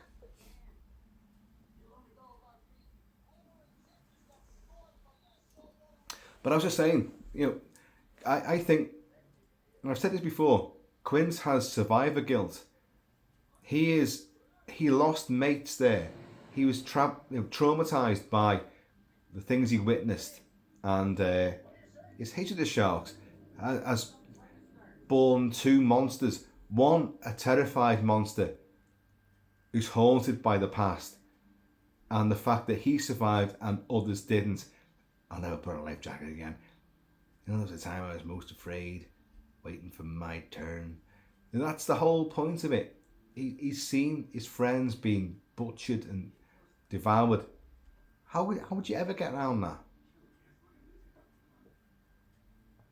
So he pledges his life to destroy sharks out of a vengeance spree, and also make some money out of it at the same time.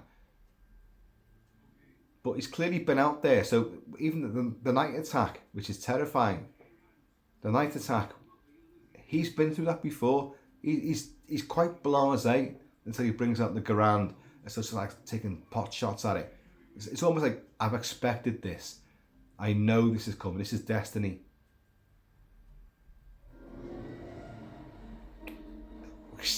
Ow! And again, there was some foreshadowing there. He did mention about people getting their fingers torn out, the knuckles and all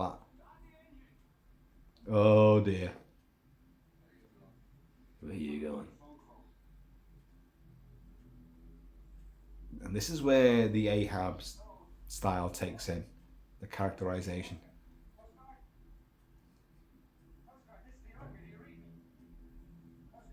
Baseball bats and billy clubs.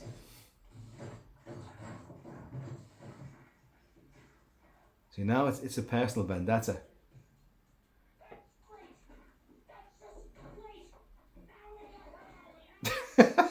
Just like, yeah, what are you gonna do? Yeah. All right, just keep it down. Yeah, shut up. I wonder where that confrontation would have gone if the shark didn't come back at that point. Quinn wouldn't back down. And I think Quinn's happy to see Brody be proactive in a way.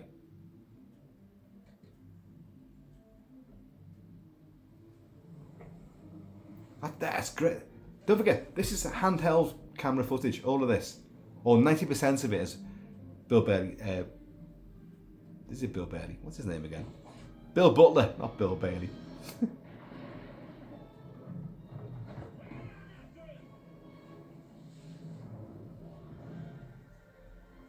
See, you got this.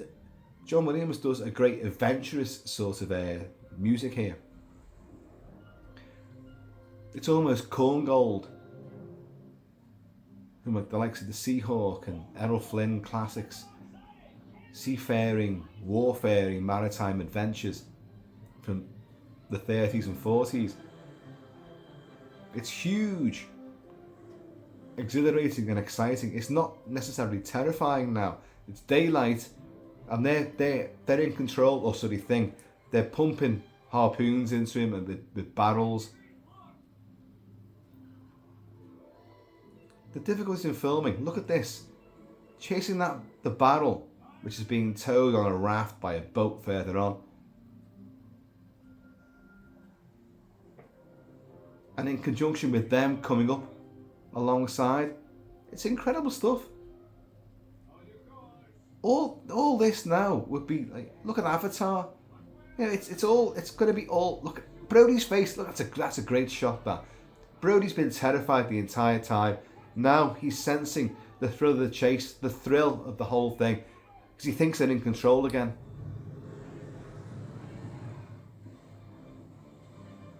Boom.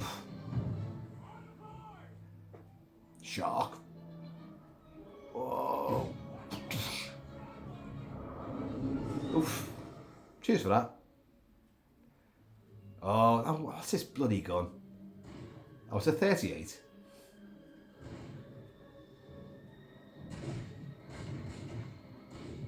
But you'd do that. You'd be pumping fucking lead into that bastard. And yet, you know, this is the thing, folks. You love Bruce. Bruce is just doing what great white sharks do.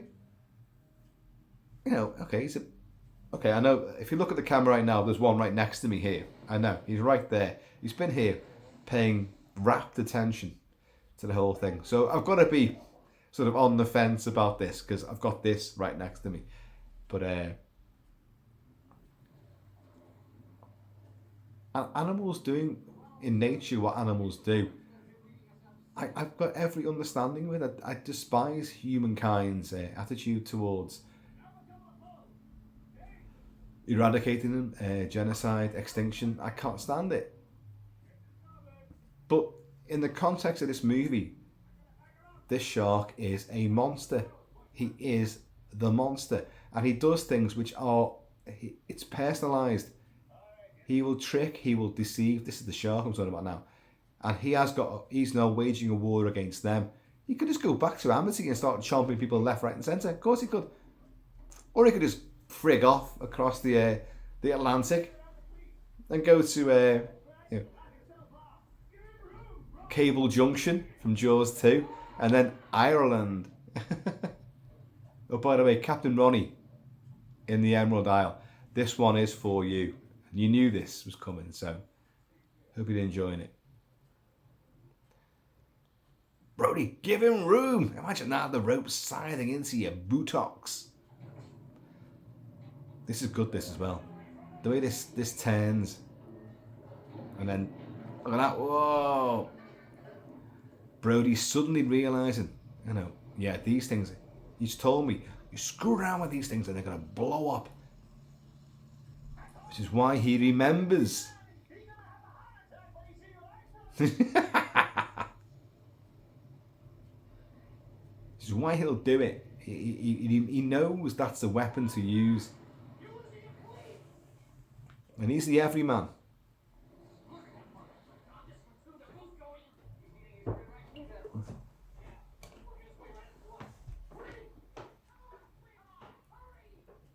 Oh, there's a great big bellow from the shark here.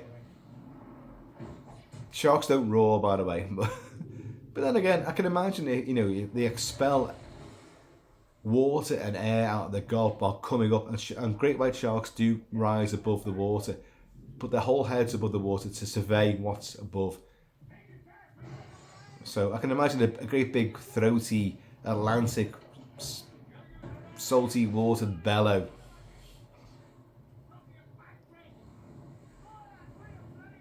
Look at this.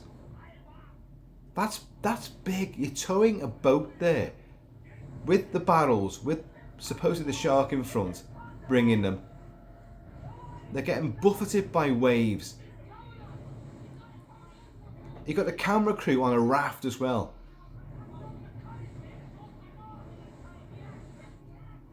It's amazing stuff.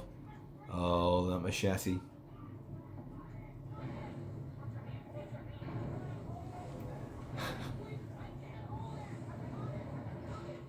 I'm like, yeah. Oh, it's going to pull the transom out. Well, it has. Bastard, it's ditched him.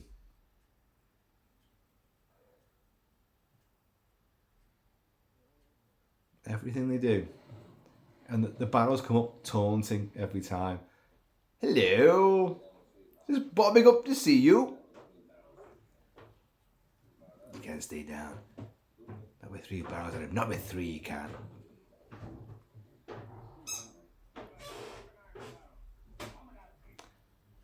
I mentioned that squeaky doll, didn't I? Oh, there you go.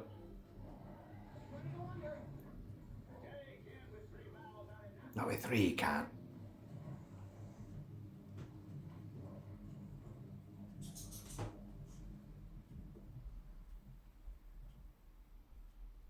Not with 3 you can't. Oh, but it has.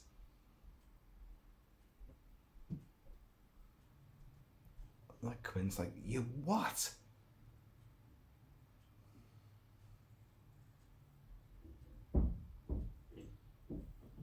No, it just, where can he be? 3 barrels.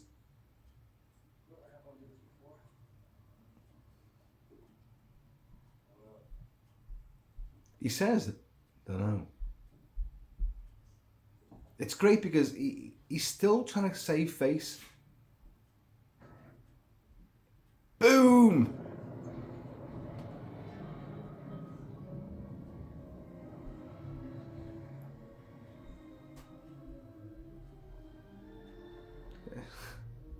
It's like a passenger plane, isn't it? It's got no fins, it's got wings. Look there, look, the land is over there. You can see the land there.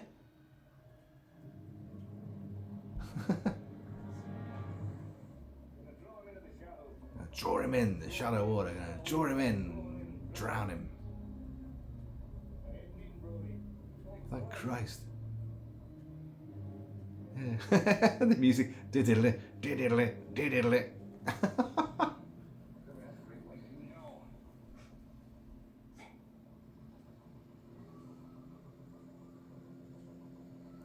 This is where he's going to fuck everything up, but again, it's a death wish that he's got. He knows he should have gone during the Indianapolis incident. He knows he should have died there. His mates died, and he's kind of wanting to be with him. And this has all been reliving. The whole thing's been his whole life since then has been reliving that incident, and it's given him a devil-may-care sort of attitude.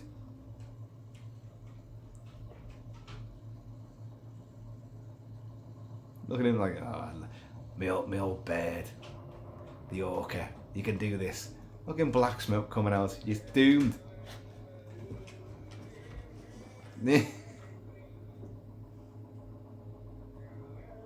He's great, isn't he? You would be friggin' terrified of this guy.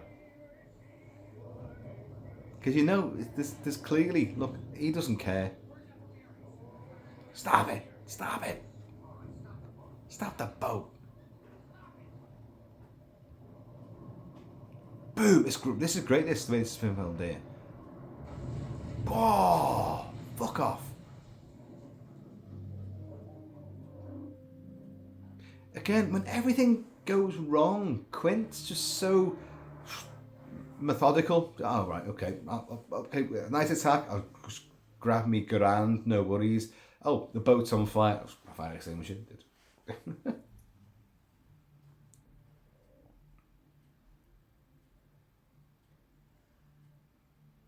Oh, God. They're all great, aren't they? And it's like, you know, no matter how much you've got that death wish, you're still fighting against it. You know, I'm still gonna fight. And they'll put a life jacket again. The life jackets are there. People always say, why are the life jackets there? He's never gonna put one on again after what he said. They're not for him. They're for his charter. When he takes people out shark fishing, that's for them, not for him. What? Not what he hasn't. He's not wearing one, is he?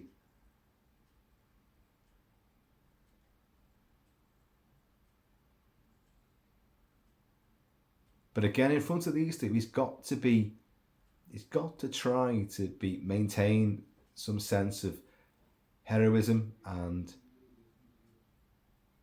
command.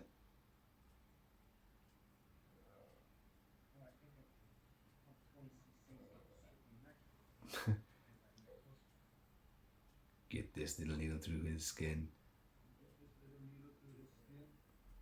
No, I can't do that.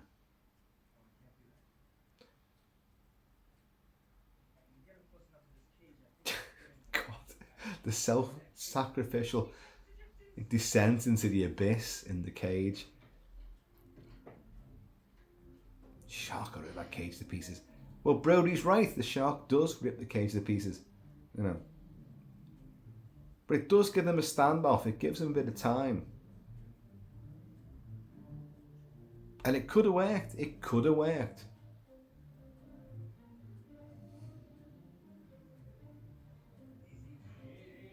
Look at Shai just took his top off there. Just to catch a few more rays of the sun.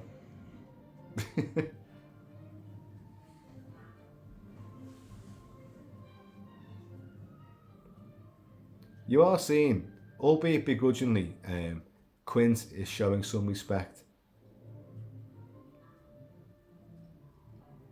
Because Quint wouldn't go down there. Quint wouldn't do that. He's done his time in the water. He's gonna spend his last moments on his boat. If the shark's coming for him, it's going to come for him on his boat, which of course it does. But he's not going into the shark's jaws willingly.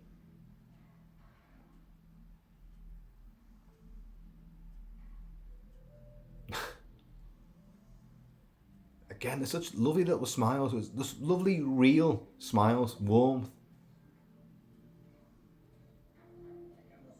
And there's a sense, you can see there's a sense of dread in all their faces.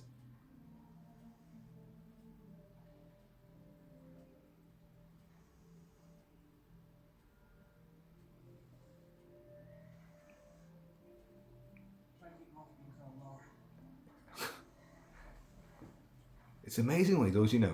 This to do what Hooper does here. And of course, in the book, Hooper does die. Hooper gets dragged out of the cage and devoured. So, oops. But they couldn't do it in the movie. They couldn't do it. They changed that idea around, and for the better. I do think. I'd love to have seen like a bigger body count. Don't get me wrong. Like all those bunch of losers, you know. The officers told me to, you're overloading that boat. Is there good restaurants on the island? You step right ahead. I'd love to see all them get chomped. Wouldn't be a great sequence that. But look at this now. He's a night feeder. Everything's happening in daylight. Most of it is happening in daylight. Oh God, you'd be there going, shit. Should have brought a bigger cage. Real life footage from Great White Sharks from the Barrier Reef by Ron and Valerie Taylor. Doesn't really fit in, and we all know this, but it's part of the charm again, the real life footage, as opposed to the huge bloody robotic Bruce. Oh God, I love this. Takes the cork off, and the little wisp that goes up. Gets it ready. Oh God. Boom! Oh! Where's your harpoon gone? Oh! You'd be like, oh, for God's sake. What next? What else could go wrong? And look at the way the bars have been rent aside. And he sees it down there. Boom.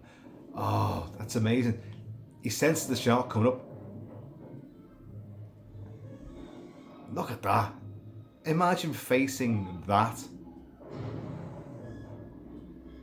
You can't exactly bargain with it, can you? I'm gonna eat you. But I've got kids.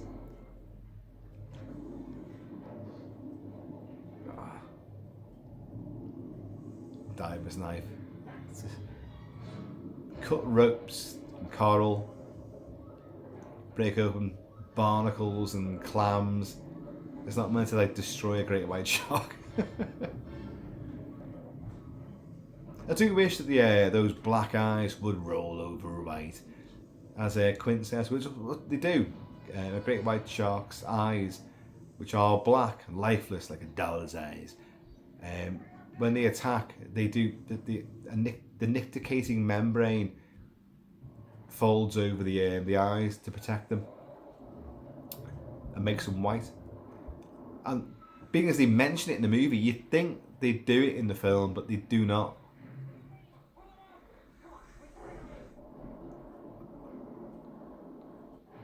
Boosh! It's giving way!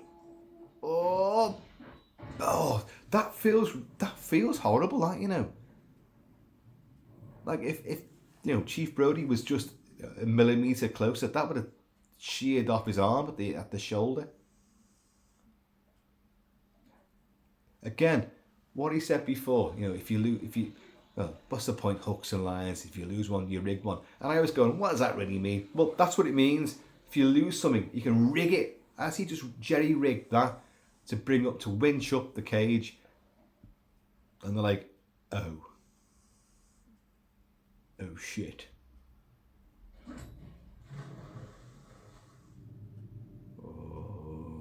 Oh! Bruce is thinking, I should have done this fucking hours ago. I've got harpoons in me, I'm dragging barrels round.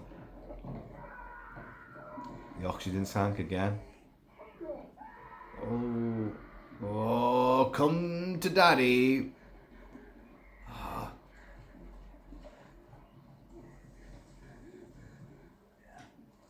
Oh, no. It's so well edited, isn't it? Werner Fields, fantastic. And look, he's got the machete and he's ramming it into the side of Bruce's face. Oh, and down we go. Shit. Blood in the water as well. Oh. How many freaking tanks of oxygen did Hooper bring aboard? There's quite a few there, isn't there? Oh, hello. It's me again. You missed me.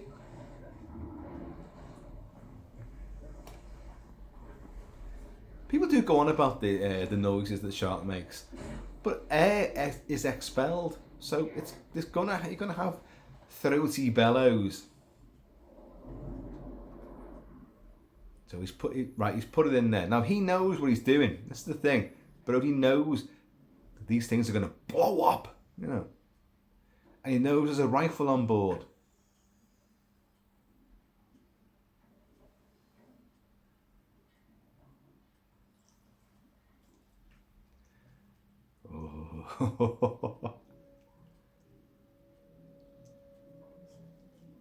Again, it's dead sunny now, isn't it? Look at that. It's that super sunny. Scheider's made up. He's got a harpoon and he's got the M1 Garand. Husky arriving here. Come on, get up. Come on. You're watching Jaws? Hey? Oh, look at that. That's purely demonic, that, isn't it? Look at that. How can you not be afraid of that? Even if it's fake, it's a fake shark. But look at it. You can fall into that. That's Chris Rebello, who played Martin Brody's son, Mike Brody, during the estuary attack, when Teddy Grossman's in the mouth. Even when the shark's fin was coming towards him, they did take after take. He was terrified. He was traumatized. He said, I can't do any more of this. Crow's Nest is going down. Look at this. Oh, these are great sound effects, these. It's all Quint's flesh hanging off the fangs. Teeth. Boosh. Blow up!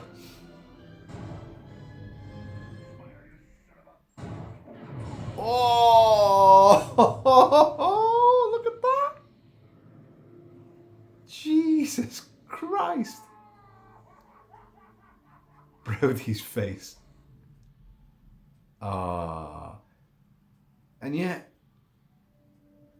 if you listen to John Williams' music, it's also tragic that the shark's been destroyed. It is. Williams is saying that as well in his score. There is the death growl of the juggernaut truck from Duel, Spielberg's previous movie with Dennis Weaver, when it goes over the cliff. It's also mimicked there, where Duel is very much similar sort of story to this. The truck is just the shark. Oh look, he survived. And I love the understated way that they do this. Like Brody does kind of like do a half take, a double take, and a bit of a jump.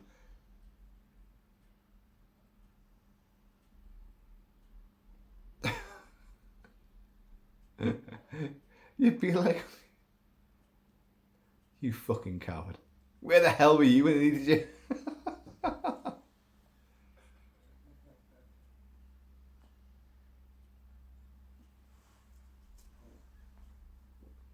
No.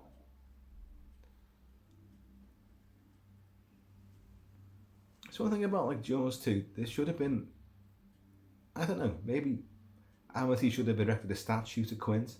Though the barrel was still floating there and they used the two barrels to come back with. In the book, it's just Brody that comes back.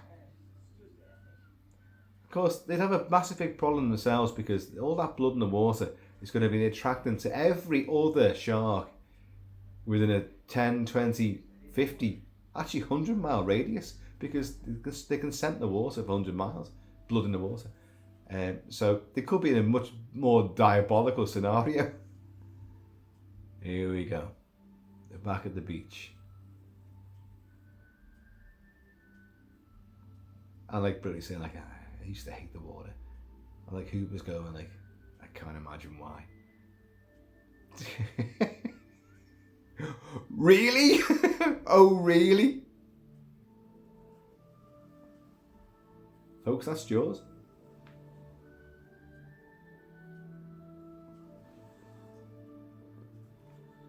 One of the most magnificent suspense, action, monster, horror, thriller movies ever made, but also one of the greatest of character movies. Everything that Spielberg sets out to do, despite all the inclement weather, the horrendous problems with the shark, which kept on sinking all the time, and all the practical effects which are going wrong, and the time going on because of the weather, and yet came out with an absolute unparalleled masterpiece. Nothing in the annals of film history comes close to the popularity of this movie. Jaws ranks in every single critic's top 10, every person's top 10. Even people who are not into horror movies or monster movies, they love Jaws. And they love Jaws because of those characters. That script, that music, the suspense. People who love it, who don't like horror movies, will say, well, it's not really a horror movie, is it? It's an adventure movie. And they're not wrong. It is an adventure movie. It has everything rolled into one huge yellow barrel full of anti-machismo versus ultra-machismo, working class versus, ultra well-to-do, big Yahoo on the land. It's got bureaucracy versus the common man. It's got the betterment of the community versus survival of an individual. It has everything in there. Great music, incredible suspense, brilliant direction. And the thing is, the film is very fast moving. It's a lot of set pieces. For Chrissy Watkins' death at the start, it's just set piece. It just goes on. It's a film of episodic set pieces which actually works so well because it's threaded together by a great script, a wonderful set of characters, a real thrust and narrative, a hint of mystery. We know what's out there, but it's the reveal of the shark himself which really seals the deal. But the first half works because of all the mysterious deaths and what we're going to do, and like, oh my god, what is doing this? Oh, we caught a shark, but there's still no, we didn't catch the shark, not our shark. And then it goes on, and then, you know, now it's the hunt, and you get the three men on a boat. Jaws cannot be beaten. My guts are now going because I've thrown whiskey and beer down my neck, and so windy pops is going to happen. But folks, this was Jaws, the big Jaws watch along party. I hope you enjoyed it. I know you enjoyed the movie, but whether you enjoyed all the dialogue that went over the top of it, I don't know. So please let me know. I have reviewed Jaws 2 very, very in-depth and comprehensively. And I will do more watch-along parties. So, you know, I'm open to suggestions.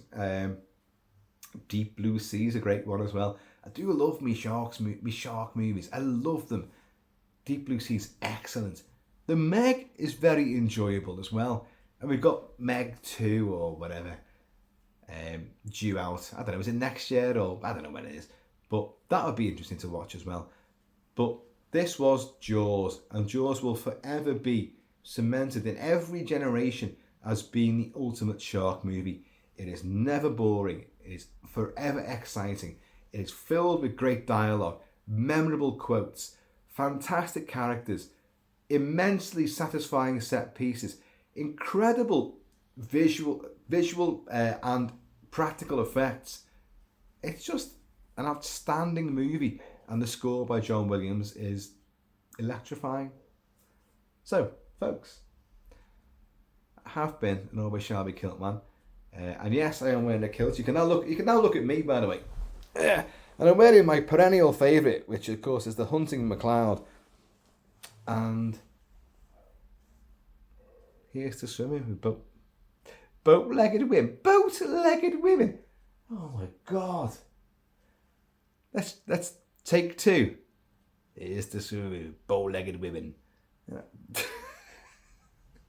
Dearie me. After all this, I'm allowed a fuck up or two, aren't I? Anyway, folks, please keep it Celtic, and keep out of the water, because sharks out there are shark. So, without any further ado, farewell and adieu to you fair Spanish ladies. Farewell and adieu, dear ladies of Spain. For we received orders for to sail back to Boston. So never more shall I see you again.